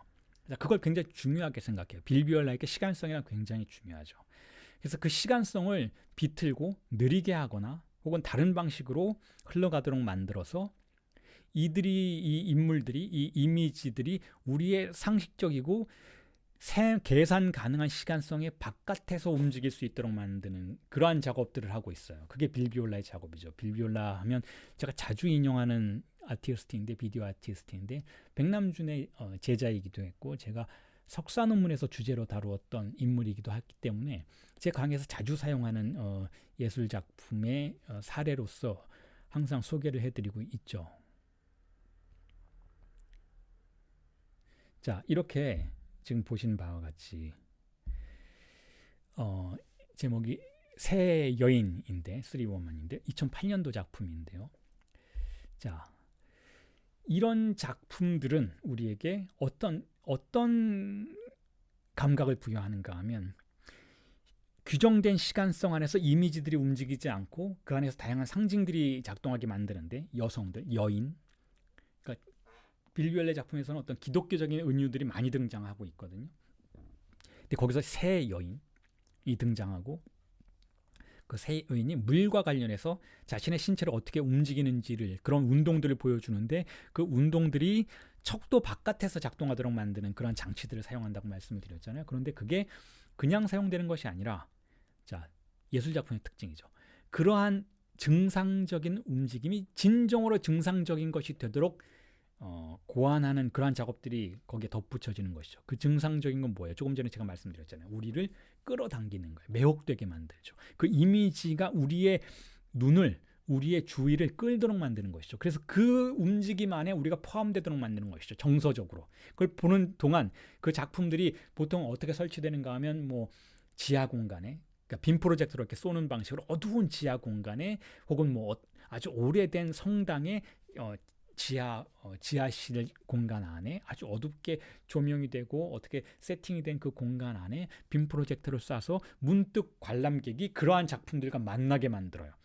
그래서 그 운동성 안에 관람객이 완전히 몰입하게 만들죠. 그 관객이.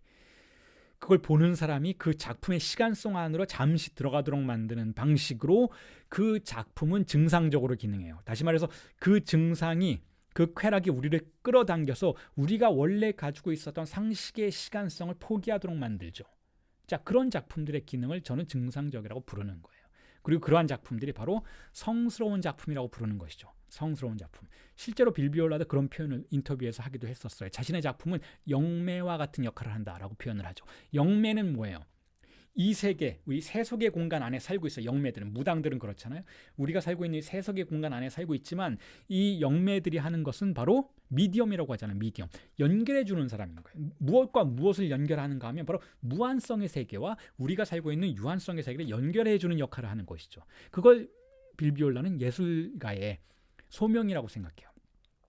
물론 그렇게 종교적인 사고를 가지고 그런 표현을 한 건 아니지만, 실제와 현상계를 연결해주는, 다시 말해서 상식과 일자로 세마기의 기능이 작동하고 있는 우리의 상황 공간 안과 그 외부를 공백이라는 매개를 통해서 연결해주는 역할을 하는 것을 예술가의 소명이라고 생각을 하죠.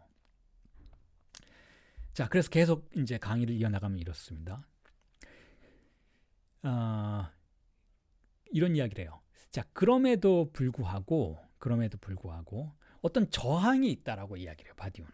다시 말해서 이 상황이, 이 일자로 세마기 혹은 자연의 질서가 자연스럽게 그 일관성의 법칙 안에서 전개될 수 있도록 만드는, 자, 그러한 상황이 단지 그냥 상황이 아니라 어떤 저항을 가지고 있다라는 거, 어떤 힘을 통해서 통제한다는 것이죠. 그걸 이제 저항, 레지스턴스라고 표현을 하는데, 이 저항이 상황의 한계를 뚝을 지탱하고 있다라는 거죠. 막고 있다라는 거예요. 다시 말해서 공백이 출현하지 못하게 막고 있다라는 거죠. 그걸 이제 나중에는 이중분절의 개념을 통해서, 메타 구조를 통해서 이제 설명하게 될 테지만, 보다 자세하게 설명하게 될 테지만, 자, 바디우는 그 상황이 유지될 수 있는 것은 어떤 힘이 존재하기 때문에 그렇다라고 지금 아리스토텔레스의 논점을 빌어서 설명하고 있는데, 자, 그렇잖아요. 어떤 상황이 유지되려면 어떤 힘이 필요해요. 어떤 저항감이 필요해요. 거기서 무언가 일탈하려고 하거나 어떤 그 구조나 법칙이 무너지려고 할 때에는 그것을 막고 단돌이 하는 무언가의 권력이 필요한데, 자, 그걸 저항이라고 표현하고 있지만 저는 그걸 정신분석의 용어를 빌어서 이렇게 표현하고 싶어요. 쾌락 원칙과 현실 원칙과 초자아라고. 자, 이것이 바로 우리의 심리가, 우리의 행동이, 우리 사람, 나라는 존재가 상황 내부에 머물도록 안정화시켜준다는 거죠. 제가 조금 전에 말씀드렸잖아요. 공백이 우리에게 출현하면 우리는 무엇을 느끼는가 하면 불안을 느껴요. 그게 저항감인 거예요, 여러분. 어떤 새로움이 출현하면 우리는 그걸 환대하기보다는 그걸 밀어내려고 하죠. 어떤 새로움이 아주 극도의 매혹을 가지고 우리에게 출현하지 않는다면, 예수처럼, 혹은 조금 전에 빌비올라의 작품이 보여주었던 것처럼 어떤 시각적인 매혹을 통해서 우리를 끌어당기지 않으면 우리는 일단 그 공백을 불안하게 생각해요. 불안하게 생각하고 밀어내려고 하죠. 자, 그게 바로 현실 원칙이에요. 우리의 현재를 지배하고 있는 이 원칙과 규범들로부터 벗어나는 것들과 만났을 때 우리는 그것에 대한 거부감을 느끼고 다시 현실적인 세계로 돌아가려고 한다는 것이죠. 그리고 그것은 커다란 의미에서는 쾌락 원칙이라는 거예요. 쾌락 원칙은 뭔가요, 여러분? 쾌락 원칙은 내가 좋은 것만 추구하는 것. 이걸 엄밀하게 말하면, 아주 간단하게 말하면 쾌락 원칙이라고 볼 수가 있어요. 어떤 의미에서 쾌락 원칙은 현실 원칙과는 좀 다른 것처럼 느껴질 수도 있어요. 어린아이가 맛있는 것만 먹고, 어린아이가 자기가 좋아하는 사람과만 머물러 있고, 어린아이가 싫어하는 건 밀어내고 뱉어내고, 야, 이걸 쾌락 원칙이라고 부른다면, 쾌락 원칙 자체는 어떤 의미에서는 규범이나 그런 세계랑 관련이 없을 것처럼 느껴지지만, 바로 그러한 쾌락 원칙이 결국 우리가 규범을 배우고 나서 다시 엮여들면서 우리에게 안정과 편안함만을 추구하도록 만든다는 의미에서 쾌락 원칙은 현실 원칙으로 바로 직결될 수 있는 문제라는 것이죠. 물론 이 쾌락 원칙이 현실 원칙과 벗어나면, 현실 원칙과 이탈되면 어떤 의미에서는 죽음 충동 쪽으로 나아갈 수도 있어요. 좋은 것만 하니까, 자기가 원하는 것만 하니까 오히려 자신의 현실이 붕괴될 수도 있는 것이죠. 쾌락 원칙은 그렇게 양면적인 방향성을 가지고 있어요. 자, 그럼에도 불구하고 우리가 신경증자라는 기준 하에서 생각한다면, 다시 말해서 우리가 억압의 세계 안으로 들어와서 어머니의 세계를 상실했다라는 관점에서 생각한다면, 쾌락 원칙은 현실 원칙과 강력하게 맞물려 있는 것이고, 그 쾌락 원칙, 현실 원칙은 결국 현상 유지의 원칙으로 작동한다라는 거예요. 현상 유지의 원칙이란 무엇인가 하면 바로 이 세계의 규범이 우리에게 강제하는 그 영역 안에서만 머무르려고 하는 원칙이라는 것이죠. 우리가 배운 것만 아름답다고 말하고, 우리가 배운 것만 맛있다라고 말하고, 우리가 배운 것만 옳다고 말하는 그러한 세계 안에, 즉 유한성 안에 머물도록 만드는 것이 쾌락 원칙과 현실 원칙이에요. 그리고 이로부터 벗어났을 때 우리는 무엇을 느끼는가 하면 두 가지를 느낀다는 거예요. 불안과 죄책감을 느껴요. 불안과 죄책감. 죄책감이라는 게 꼭 죄를 지어서 죄책감을 느낀다라기보다는, 예를 들면 오늘 공부 안 했기 때문에 죄책감을 느낄 수 있잖아요. 혹은 회사에 오늘 안 나가서 야, 이러다가 내가 잘못되는 거 아니야? 죄책감을 느낄 수도 있어요. 혹은 체중 관리를 하고 있는데 오늘 맛있는 걸 많이 먹었어요. 그럼 또 죄책감을 느끼죠. 혹은 어떤 사람은 운동을 하는데 근육을 키워야 되는데 오늘 하루 운동을 못 갔어요. 또 죄책감을 느껴요. 죄책감이라는 건 굉장히 편재하는 감정이라는 것이죠. 그리고 죄책감이 반복되면 불안이 하게 돼요. 혹은 불안이 반복되면 또한 죄책감이 찾아오기도 하죠. 그 모든 심리장치의 기제들은 바로 이 상황 내에서 나를 규범 안에 머물도록 만드는 저항으로서 기능한다는 거예요. 저항으로서. 그리고 이러한 저항이 작동하는 배후에는 대타자가 있다는 거예요. 자, 그런데 만약에 공백이 등장하면 척도가 없으니까 어떻게 되냐? Il devient incomparable à tout autre 라는 거예요. 다시 말해서 모든 타자에 관련해서, 이건 대타자예요. 모든 타자와 관련해서 비교 불가능한 것이 된다는 공백은.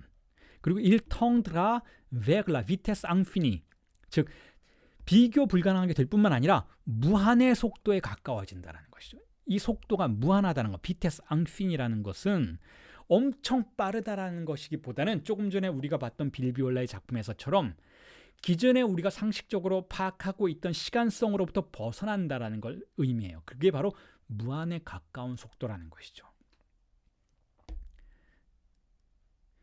그에 반면에 존재자들은, 존재의 세계에 속하는 사람들은, 상황 속에 속하는 사람들은, 즉 쾌락 원칙과 현실 원칙의 지배를 받으면서 초자아의 법 아래 존재하는 사람들은 비율적인 관계를 맺는다는 거예요. 로고스적인 관계를 맺는다는 것이죠. 시간들은 비율이 존재해요. 사람들의 삶도 비율적인 존재가 있는 거예요. 20대에는 20대 해야 할 행동이 있고 30대는 30대 해야 할 행동들이 있고 40대에는 50대에는 각각의 다 비율적인 삶에 걸맞는 자아와 규준들이 존재하는 세계가 바로 그 로고스의 세계라는 것이죠. 그런데 공백은 그렇지 못하게 한다는 거예요. 그런데 공백은 50대, 40대가 됐는데 갑자기 직장을 때려치고 새로운 공부를 시작한다 라면 그 사람은 대타자에 관련해서 벗어나 있는 사람이에요. 그 사람은 항구적으로 초자아의 공격을 받을 숙명이고 항구적으로 불안을 경험해야만 할 숙명이라는 것이죠. 자신과 싸워야 한다라는 거예요. 어떤 거대한 흐름, 이 세계가, 이 사회가 흘러가고 있는 그 흐름에 반하는 행동을 할 때에는 그 유한성의 세계로부터 벗어나려고 할 때에는 즉 자기 자신을 비교 불가능한 존재로 만들려고 할 때에는 그러한 초자아의 공격과 불안의 공격을 감당해내야 한다라는 것이죠. 진리의 길은 그렇게 녹록지 않다라는 거예요. 그러면 그걸 누가 할 수 있게 하는가? 그 사람이 자신의 삶을 30대, 40대, 50대에 바꾸려고 한다면 갑자기 어느 날 갑자기 나는 이걸 할 거야. 나는 이 공부를 할 거야. 나는 뭐 어떤 운동을 할 거야. 나는 다른 삶을 살 거야. 난 예술가가 될 거야. 라는 생각을 갑자기 시작하게 됐을 때 누가 그것을 가능하게 하느냐? 대타자는 아닌 것이죠. 대타자는 그 사람을 돌아가게 만들어요. 원래의 자리로. 그럼 누구냐? 본인의 의지냐? 아니라는 거예요, 여러분. 여러분의 의지를 믿지 마세요. 그럼 무엇이 그렇게 하는가? 여러분을 매혹시킨 그것씩 여러분들 끌고 간다라는 거예요. 물고기 잡던 사람인 베드로를 결국은 사도로 만든 건 베드로의 의지가 아니라는 것이죠. 누구의 의지인가? 예수의 매혹이라는 거예요. 예수의 사랑이고. 그런데 여러분들 중에 그렇게 생각하는 사람들이 있을 수 있잖아요. 야, 그런 예수는 나를 안 찾아오더라.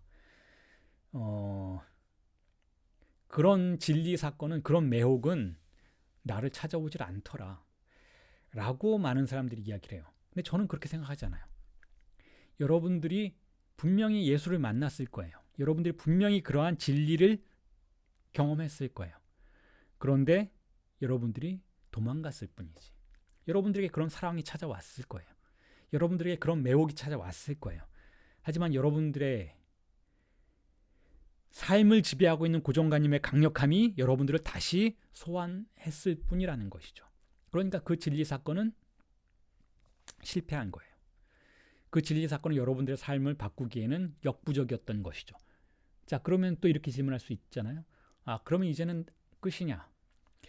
저는 이렇게 얘기하고 싶어요. 끝날 때까지 끝난 게 아니다 라는 거예요. 다시 찾아온다라는 거죠. 왜냐하면 그건 증상적이니까. 증상은 항상 어디에나 존재하고 뜻뜻바 그리고 언제나 존재하고, 왜냐하면 공집합은 모든 집합의 보편적 부분 집합이니까 지금 여러분 곁에도 증상은 있다라는 거예요. 그게 바디우의 책이 될 수도 있고, 그게 라깡의 책이 될 수도 있고, 그게 어제 본 영화 한 편의 한 장면이 될 수도 있고, 그게 그저께 들었던 음악의 한 소절일 수도 있고, 그게 지난주에 만났던 한 여자, 한 남자의 미소일 수도 있다라는 거예요. 정신분석은 그렇게 바디오는 그 진리에 대해서 조금 더 인색한 측면이 있어요. 진리 사건은 역사적이다. 진리 사건은 그렇게 자주 우리를 찾아오지 않는다라고 생각하는 특성이 좀 있는데, 정신분석은 그렇게 생각하지 않아요. 정신분석은 항상 증상은 우리와 함께 있고 우리를 찾아온다. 도둑처럼, 밤의 도둑처럼 우리를 찾아온다. 그리고 도둑은 어디에나 있다. 어떤 문명이나 어떤 사회에나 도둑은 있잖아요. 찾아온다라는 것이죠. 그렇게 생각한다라는 거예요. 그래서 제가 이런 도식을 통해서 그 증상이 어떻게 우리와 함께 있는지를 설명해 드리고 싶어요. 자, 보세요. 이게 뭐냐면 분석과 담화라고 불러요. 갑자기 왜 또 분석과 담화라고 하는 정신분석의 이론을 끌고 왔는가 하면 바로 이게 공백을 설명하는데 아주 적절하기 때문에 그렇죠. 자, 보십시오. 분석과 담화는 세미나 17에서 라깡이 세공하는 담화 체계의 마지막 단계인데, 자, 이걸 정신분석적으로 설명드리지 않고 지금까지 설명드렸던 바디우의 철학의 관점에서 편하게 설명을 드릴게요. 자, 이거는 이렇게 뭐 분수처럼 그려져 있지만 분수 관계가 아니에요. 그냥 그림으로 보시면 돼요. 그림으로. 각각의 기호들이 위치하고 있는 그림으로 보시면 되는데, 자, 첫 번째 왼쪽 오른쪽에 있는 것을 기능자, 동인이라고 불러요. 그게 뭔가를 한다라는 거예요. 행위자의 위치라는 것이죠. 거기에 A가 있죠. A는 무엇인가 하면 A는 대상 A를 말해요. 정신분석에서는 대상 A, 증상이기도 한 것, 다시 말해 상징화에 저항하는 것이라고 표현하기도 하는데, 지금 저는 바디오를 강의하고 있으니까 그냥 간단하게 이렇게 설명을 드릴게요. 공백이라는 거, 이게 증상이자 공백. 공백이 여기 있어요. 공백이 행위자에 있어요. 공백이 우리를 찾아온 거예요. 자, 공백이 누굴 찾아올까요? 우리를 찾아온다고 했죠. 우리는 누구예요? 우리는 주체이죠. 근데 어떤 주체인가요? 빗금친 주체예요. 다시 말해서 이 빗금쳤다. 이 S는 subject, 수의제의 첫 번째 글자 S를 쓴 것인데, 대문자로 쓴 것인데, 빗금이 딱 쳐져 있죠. 빗금이 쳐져 있다는 것은 두 가지 의미가 있어요.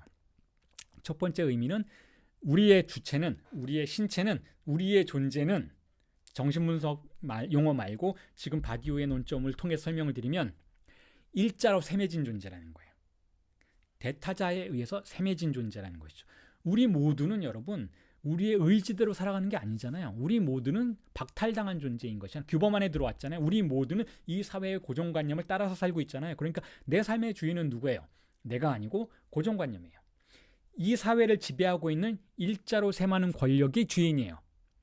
그러니까 엄밀한 의미에서 난 주체가 아닌 거죠. 나는 사람들이 이렇게 사니까 따라 사는 거죠. 사람들이 학교 가니까 나도 갔고, 사람들이 거기서 국영수 배우고 하니까 나도 그거 했고, 사람들이 뭐 대학 가니까 나도 갔고, 그런 거잖아요, 여러분.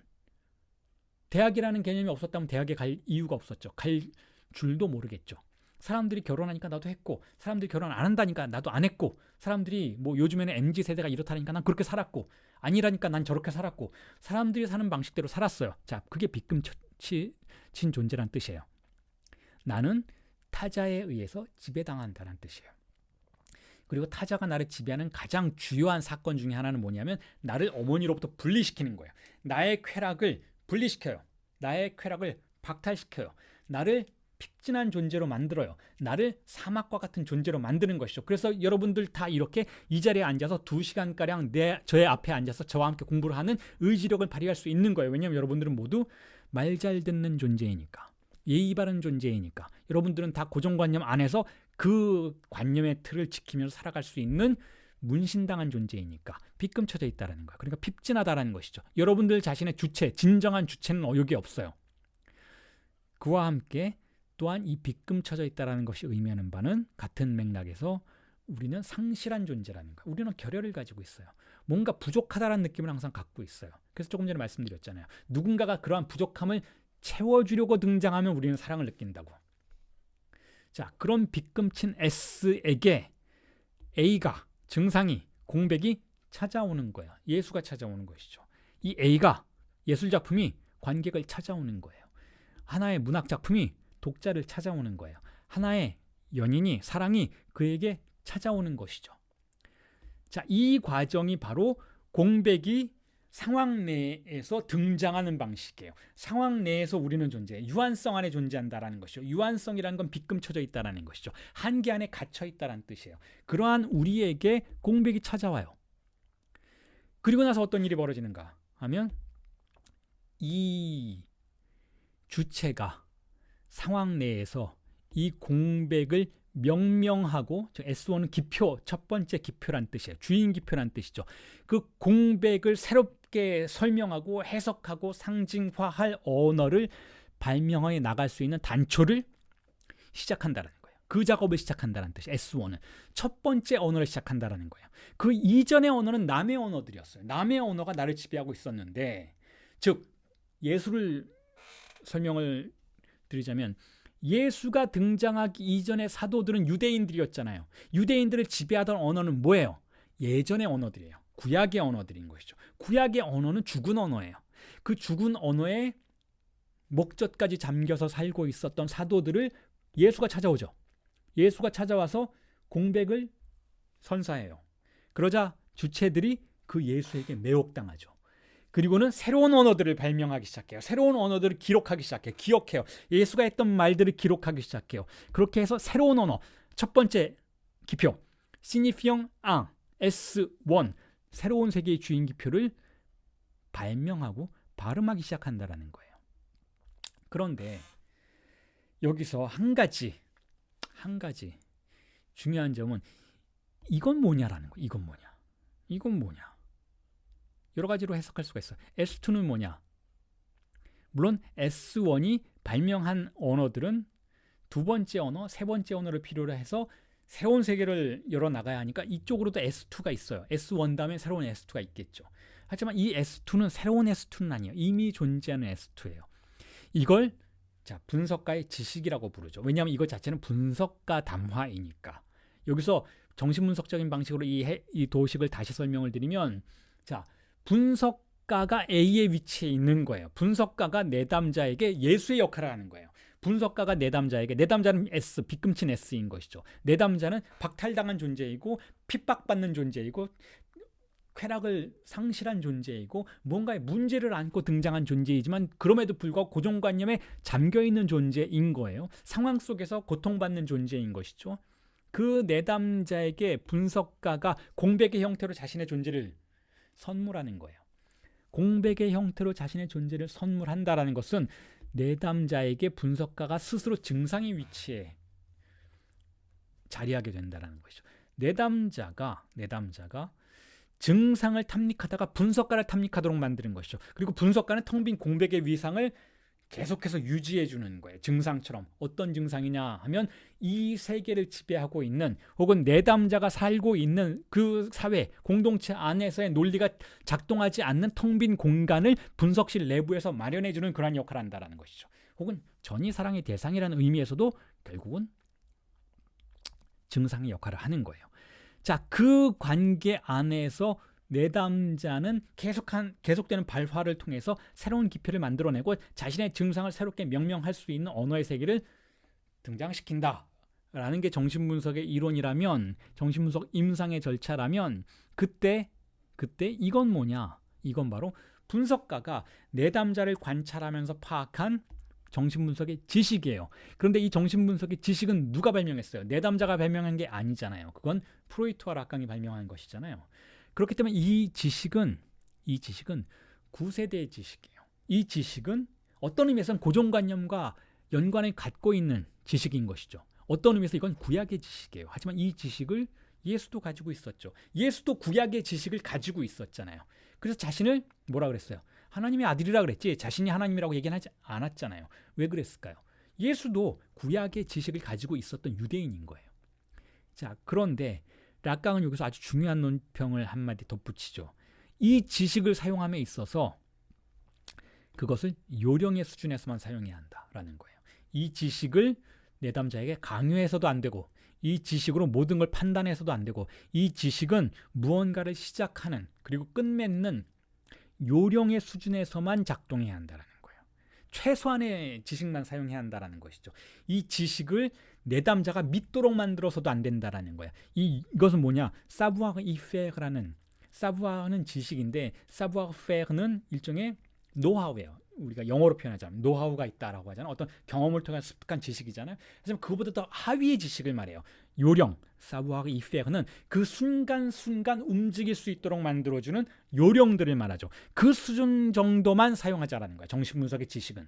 그 이상으로 사용하면서 안 된다는 거죠. 그러니까 분석가가 내담자에게 자신의 지식 자랑을 하는 것은 정신분석이 아니라는 거예요.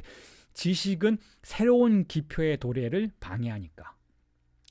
이 설명까지 제가 드리는 이유는 무엇인가 하면 결국 공백이 등장하고 그 상황 내에서 그 공백이 새로운 진리의 사건들을 발명해내는 과정 안에서 이 공백의 기능과 공백이 수용되는 방식과 공백이 진리로 작동하는 절차들이 정신분석에서는 어떻게 이루어지는지를 여러분들에게 제시해 드리기 위해서예요. 왜냐하면 정신분석이야말로 사랑이라는 개념을 통해서 결국은 공백과 진리의 출현이 어떻게 가능한지를 보여주는 가장 일상적이고 대표적인 사례이기 때문에 그렇고, 조금 전에 말씀드린 것처럼 정신분석은 매번 우리가 증상에 노출된다라는 것을 증명하는 과정이기 때문에 그렇다라는 거예요. 그러니까 증상은, 공백은 항상 우리를 찾아온다라는 것이죠. 그러니까 제가 조금 전에 말씀드렸던 것처럼 진리는 저를 찾아오지 않던데요 라고 말하는 사람들 모두에게 해당되는 논점이라는 거예요. 진리는, 공백은 항상 우리 곁에 있다는 거예요. 우리가 그걸 알아보지 못할 뿐이지. 그런데 철학은 우리에게 그것을 알아볼 수 있게 해주는 사유의 훈련을 가능하게 한다라는 거죠. 자, 그래서 그 다음 논점으로 넘어가면 이렇습니다. 90페이지에서 이렇게 이야기하고 있어요. 바디오가 아리스토텔레스를 계속 지금 인용하고 있죠. Ce que Aristote nous donne à penser est que toute référence au vide produit un excès sur le compte pour un, une irruption d'inconsistance qui se propage métaphysiquement dans la situation avec une vitesse infinie. 계속 같은 이야기를 정리하고 있어요. 아리스토텔레스가 우리에게 사유할 것으로 부여하는 것은 다음과 같다. 즉, 공백에 관련한 모든 대상들은 하나로 세마기에 대하여, 자, 일관성에 대하여, 상황에 대하여, 상황 속에서 형이상학적인 방식으로 초과를 생산한다라는 것, 비일관성의 침입을 생산한다라는 것이며, 이는 상황 속에서 무한의 방식으로 증식한다라는 것이다. 즉, 공백이 항상 어떻게 상황 내부에서 자신을 증식하는지를 보여주는 그런 이야기죠. 그리고 그 공백은 조금 전에 말씀드렸던 것처럼 공백은 증상적이라는 거예요. 증상적이라는 것은, 자, 그것이 어떤 의미에서는 우리를 끌어당긴다라는 것이죠. 불안하지만 우리를 끌어당긴다라는 거예요.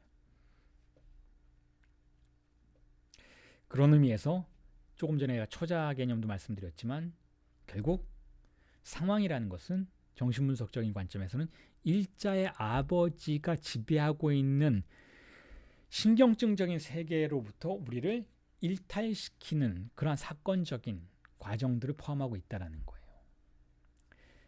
자, 그리고 나서 또 다음 인용을 읽어드리면 이렇습니다. 자, 이제 정리하는 단계이기 때문에 좀 긴 인용들을 여러분들에게 읽어드릴게요. Le vide est donc incompatible avec l'ordre lent où toute situation réassure à leur place les multiples qu'elle présente. La triple détermination négative du vide, indifférence, infinité, démesure, conduit donc Aristote à refuser tout être naturel au vide. Pourrait-il cependant avoir un être non naturel?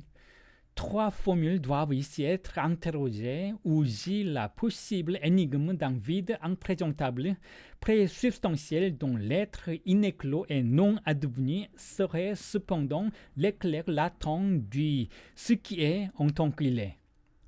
번역을 하면 이렇습니다. 따라서 모든 공백은, 모든 상황이 그들의 자리에서 다수들이 현시되도록 재보증하는 그러한 완만한 질서와는 양립 불가능하다. 자, 완만한 질서가 상황을 지배해요. 이게 완만하다라는 것은 이 long인데 lentement, 완만하다, 느리다라는 표현인데 이게 진짜로 느리게 흘러가서 그런 것이 아니고 우리가 파악할 수 있는 속도로 흘러간다는 거예요. 아무리 빠른 마의 속도로 흘러가도 그걸 측정할 수 있으면 그건 완만한 질서의 속도인 거예요. 그리고 그러한 질서와는 공백은 양립 불가능하다라는 거예요. 공백은 측정 불가능한, 척도가 없는 운동성을, 속도를, 시간성을 갖고 있기 때문에 그렇다라는 것이죠. 여러분, 사랑에 빠졌을 때, 어떤 예술작품에 몰입했을 때 우리는 시간이 어떻게 간지를 모르잖아요. 바로 그런 걸 의미해요. 경험적으로 우리는 공백이 우리를 찾아오고 그것이 우리를 매혹시켰을 때 그 속에서의 시간성이 외부의 시간성과 전혀 다른 방식으로 흘러간다는 걸 알 수가 있죠. 자, 그리고 공백에 대한 부정의 3개 규정, 지금까지 여러분들에게 설명드렸던 거예요. 무차이, 랑디페공스, 무한, 랑피니테, 무척도, 대무주요는 고로 아리스토텔레스로 하여금, 자, 이러한 3개의 부정이 아리스토텔레스로 하여금 공백의 모든 자연적 존재를 거부하게 만들었죠. 아리스토텔레스는 이제 이것 때문에 공백은 존재할 수 없다라고 말해요. 존재하려면, 무언가가 존재하려면 차이 속에 있어야 하고, 무언가가 존재하려면 유한성 속에 있어야 하고, 무언가가 존재하려면 척도로 측정 가능해야 한다라는 게 아리스토텔레스의 자연학의 생각이에요. 그런데 이 세 가지는 모두 실패하도록 만드니까 공백은 자연적 존재를 갖지는 못해요. 자, 그럼에도 비자연적인 존재가 있을 수 있는가라고 바디우가 지금 이야기하고 있죠. 바디우는 계속 지금 존재 영역에서 존재론을 통해서 공백이 사유 가능한가라는 것을 질문하고 있는 거예요.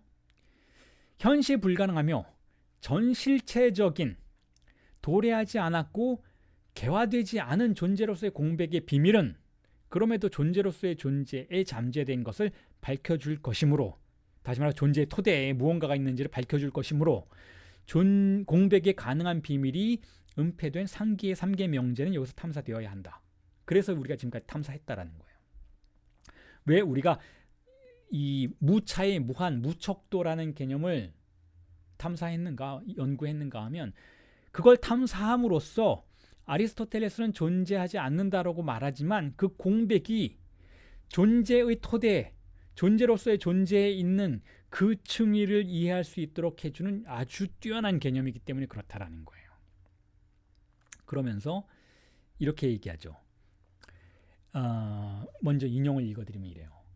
L'être du vide partagerait avec l'être de la matière une sorte de précarité qui le suspend entre le pur non-être et l'être effectivement être. 번역을 하면 이렇습니다. 공백의 존재는 진료의 존재와 여기서 이제 진료라는 개념이 등장해요. 어떤 진료, 어떤 무언가를 구성하고 있는 진료들, la matière죠. 진료의 존재와 하나의 불안정성과 같은 것을 공유한다라고 지금 아리스토텔레스의 자연학을 분석하면서 바디우가 그 논점들을 끄집어내죠. 아리스토텔레스가 어디까지는 양보한다는 거예요. 무엇을 양보하는가? 왜냐하면 아리스토텔레스가 지금 논박하고 있는 대상들, 공백이 존재한다라는 논점들을 주장하고 있는 자연학 내부에서의 그 논박의 대상들은 봐라, 어떻게 예를 들어서 뭐 텅 빈 상자는 물속에 넣으면 뜨고 가득 찬 상자는 물속에 넣으면 가라앉고 막 이러는데 공백이 거기에 있으니까 그런 작용을 하는 거 아니냐, 공백의 존재를 그렇게 우리가 이해해 볼 수 있어야 되는 거 아니냐라고 논박을 할 때 아리스토텔레스가 이렇게 얘기한다는 거예요. 좋다. 그러면 공백이라는 그 개념은 진료와 어떤 진료가 조금 텅 빈 것들, 그 안에 텅 빈 부분들을 가지고 있으면 더 듬성듬성하면 물 위에 뜰 수도 있으니까, 스티로폼 같은 거 물 위로 뜨잖아요. 그러면 그 내부가 좀 더 듬성듬성하다고 우리가 상상해 볼 수 있잖아요. 그러니까 진료의 존재와 무언가 공유하는 게 있을 수는 있다라는 거예요. 그게 뭐냐면 불안정성과 같은 것을 공유한다는 것이죠. 그러한 불안정성은 순수 비존재와 실질적으로 존재함의 존재 사이의 공백의 존재를 유예된 것으로 만든다. 이게 굉장히 중요한 표현인데, 자, 하나하나 설명을 드릴게요. 자, 이 불안정성이라고 제가 해석을 했는데 이게 프랑스어 중에는 굉장히 자주 흔하게 쓰이는 용어이기는 하지만 번역하기가 조금 애매모호한 개념이 있어요. 근데 사실은 번역이란 게 그래요, 여러분.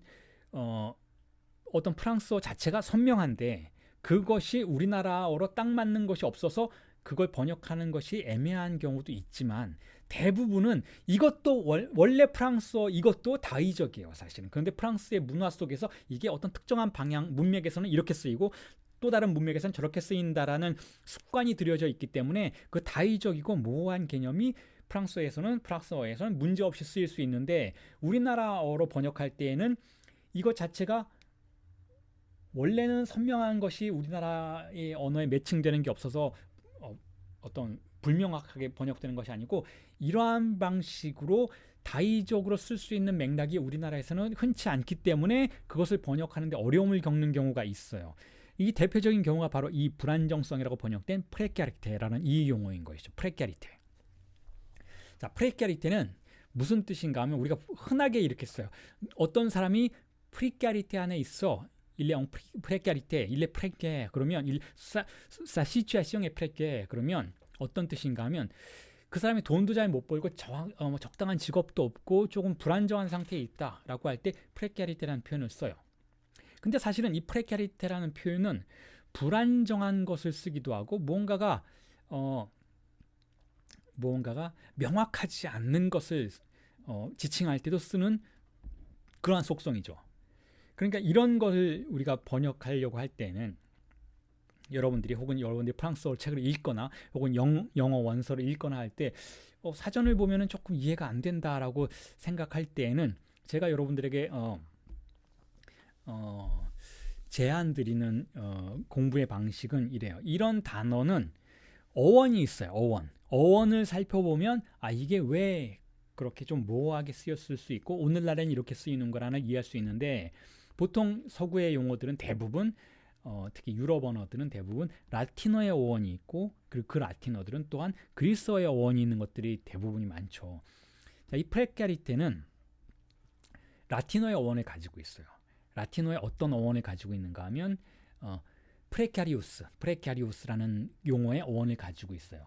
그 프레카리우스가 무슨 뜻인가 하면 여기서 프레하고 아리우스라는 단어를 붙인 용어인데 그 라틴어가 프레카리우스가 프렉스와 아리우스라는 용어를 붙인 거예요. 여기서 프렉스는 무슨 뜻인가 하면 기도하고 간청하다라는 뜻이에요.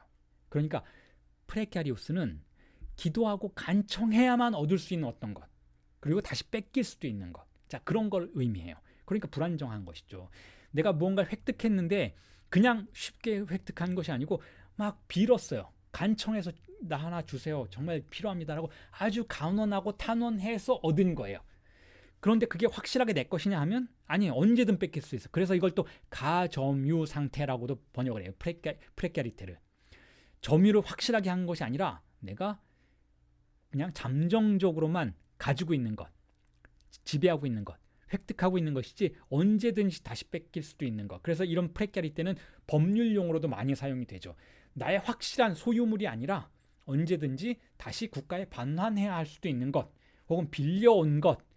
근데 빌려오는 과정에서 내가 쉽게 빌린 건 아닌 것. 자, 이런 걸 의미할 때 프레카리테라는 표현을 쓰는데 이 프레카리테가 바로 공백의 속성이라는 거예요. 공백의 속성. 공백의 속성은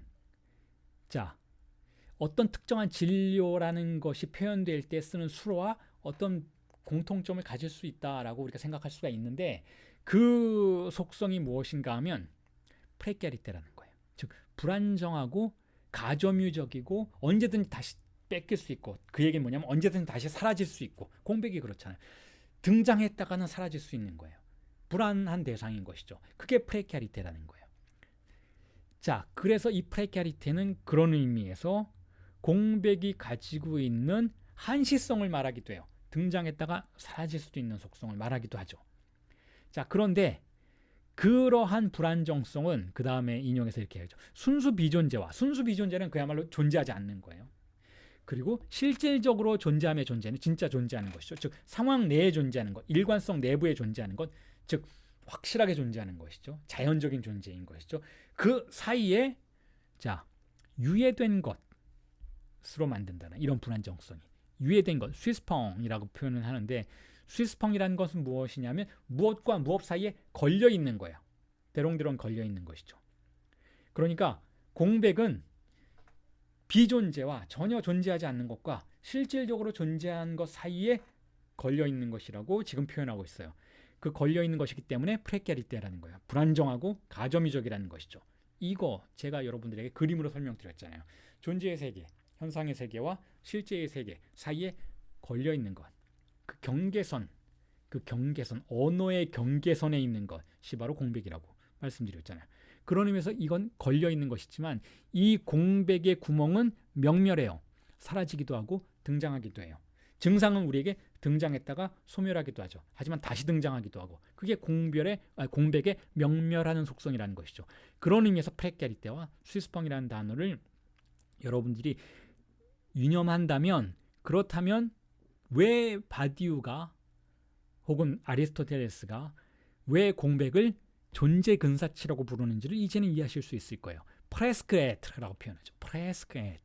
프레스크는 무슨 뜻인가 하면 almost 거의 almost 프레스크. 하지만 완전한 건 아니에요. 우리 지금 다 왔니? 그러면 어떻게 표현하면 프레스크 이렇게 표현해요. 거의 다 왔다라는. 근데 아직 오진 않았어요. 거의 다 경계에 도달했다는 거죠. 프레스크에트 존재 근사치 거의 존재라고 번역해도 돼요. 존재 근사치라고 번역을 해도 되고 이 프레스크에트가 바로 공백의 존재론적 위상이다라고 지금 정리를 하고 있는 거예요. 거의 다 왔다라는 거죠. 하지만 오지 않은 그 중간에 걸려있는 상태를 공백의 존재라고 지금 보는 건데 자 이제부터 중요한 이야기들이 등장합니다. 이제부터는 또 제가 다시 논평하는 부분이에요. 지금 바디우가 자기 이야기를 쭉 했고 그걸 인용을 읽어드리면서 제가 해석을 해드렸고 이제부터는 제 논평이 들어가는데 오늘 시간이 한 5분 10분밖에 안 남아서 이 부분은 마지막에 지금 다루고 다음 주에도 여러분들에게 설명을 드려야만 할 것 같은데 자 공백이 그런 의미에서 여러분 공백이 이런 식으로 한번 사유를 해봅시다. 지금 공백에 대한 사유를 바디우가 우리에게 여러 가지 가능성을 제공해주고 있잖아요.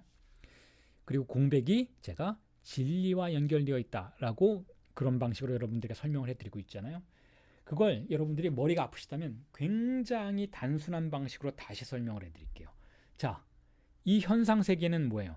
기독교에서 뭐라고 부르나? 이 현상세계, 우리가 살아가는 일상의 세계, 이 상황, 국가, 체제 안에 있는 이 세계들, 이 공동체 안에 모든 상식과 고정관념 다 뭐라고 하나요?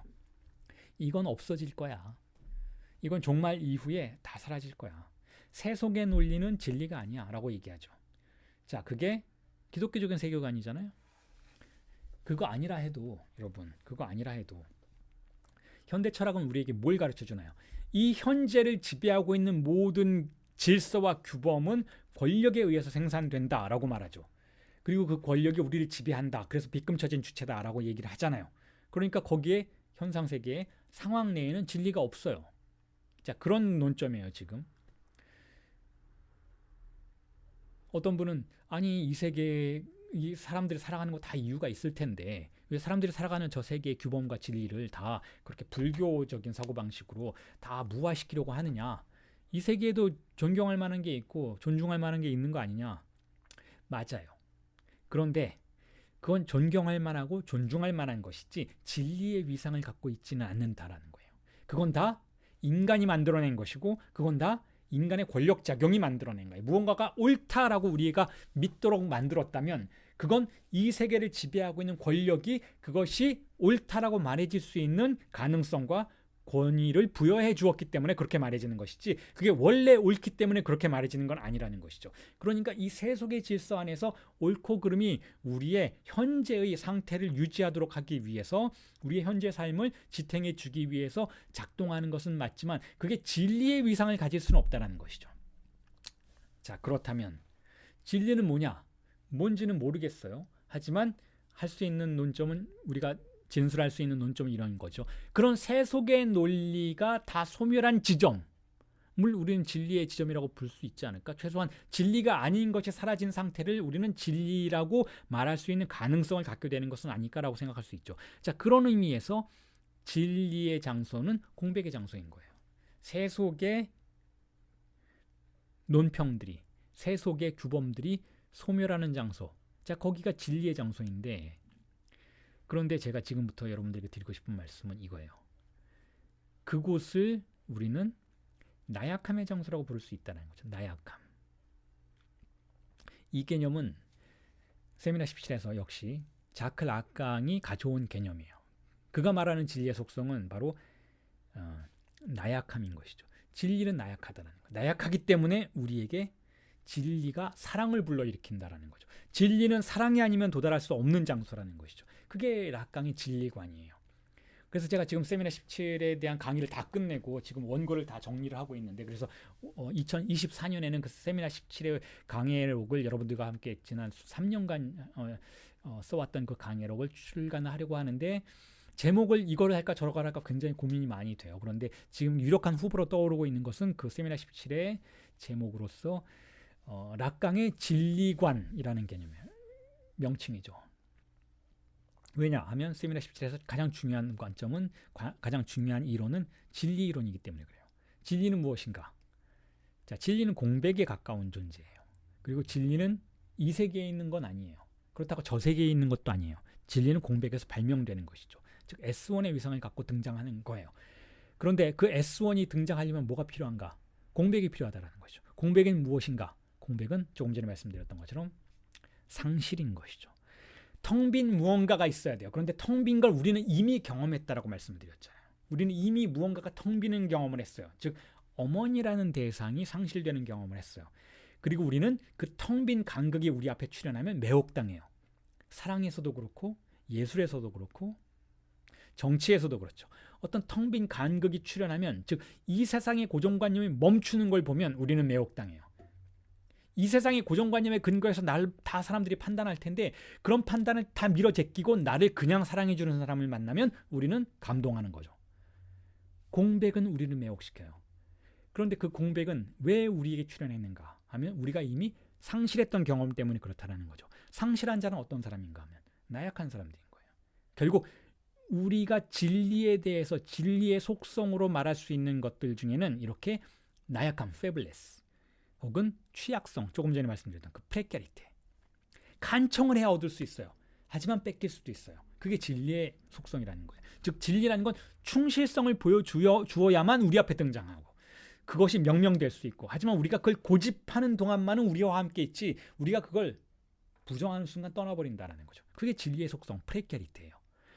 진리는 그런 방식으로 아주 나약한 구조를 가지고 있다는 거죠. 그리고 나약하기 때문에 진리가 영능을 발휘한다는 것이죠. 그래서 락강이 그것을 뭐라고 부르는가 하면 세미나 17에서는 진리는 그런 의미에서 반만 말해진다는 거예요. 반만 말해진다는 게 무슨 뜻인가요? 말해지는 절반은 공백으로 채워져 있다는 거예요. 자, 공백이 유지되는 순간만 진리의 발화가 자신의 힘을 발휘한다는 것이죠. 그 반만 말해지는 것의 나머지 절반은 채워져야 할, 발명되어야 할 언어의 세계로 남겨진다라는 거예요. 그 진리는 반만 말해진다라는 개념을 프랑스어로 미디라고 부르죠. 미디. 절반만 말해줬다는 뜻이에요. 그래서 진리에 대한 사랑은 결여에 대한 사랑이라는 거예요. 이 세상이 완벽해, 이 세상엔 결여된 것이 없어 라고 믿는 사람들에게는 진리는 찾아오지 않아요. 구약의 세계가 끝이야, 구약의 세계가 완벽해 라고 믿는 바리새인들에게는 예수는 찾아오지 않는다라는 거죠. 우리가 무언가를 사랑하게 되는 것은 내가 무언가에 결여되어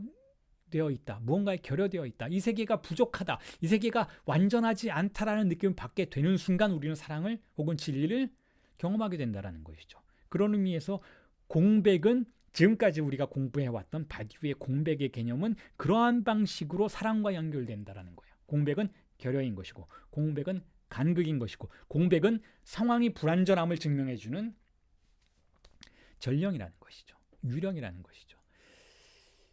자, 오늘은 이 정도로 정리를 하고 다음 주에 이 진리의 나약함에 대해서 다시 한번 언급을 드리고 성찰 7로 넘어가도록 하겠습니다. 이만 마치겠습니다. 수고하셨습니다.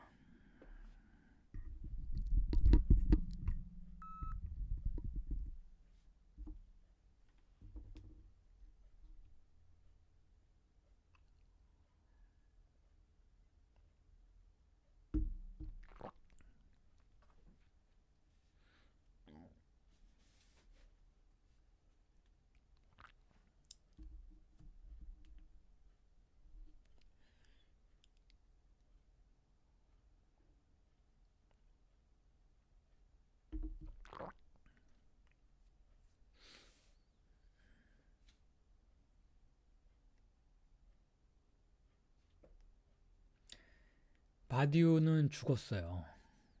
얼마 전에 죽었다고 제가 소식을 들었습니다.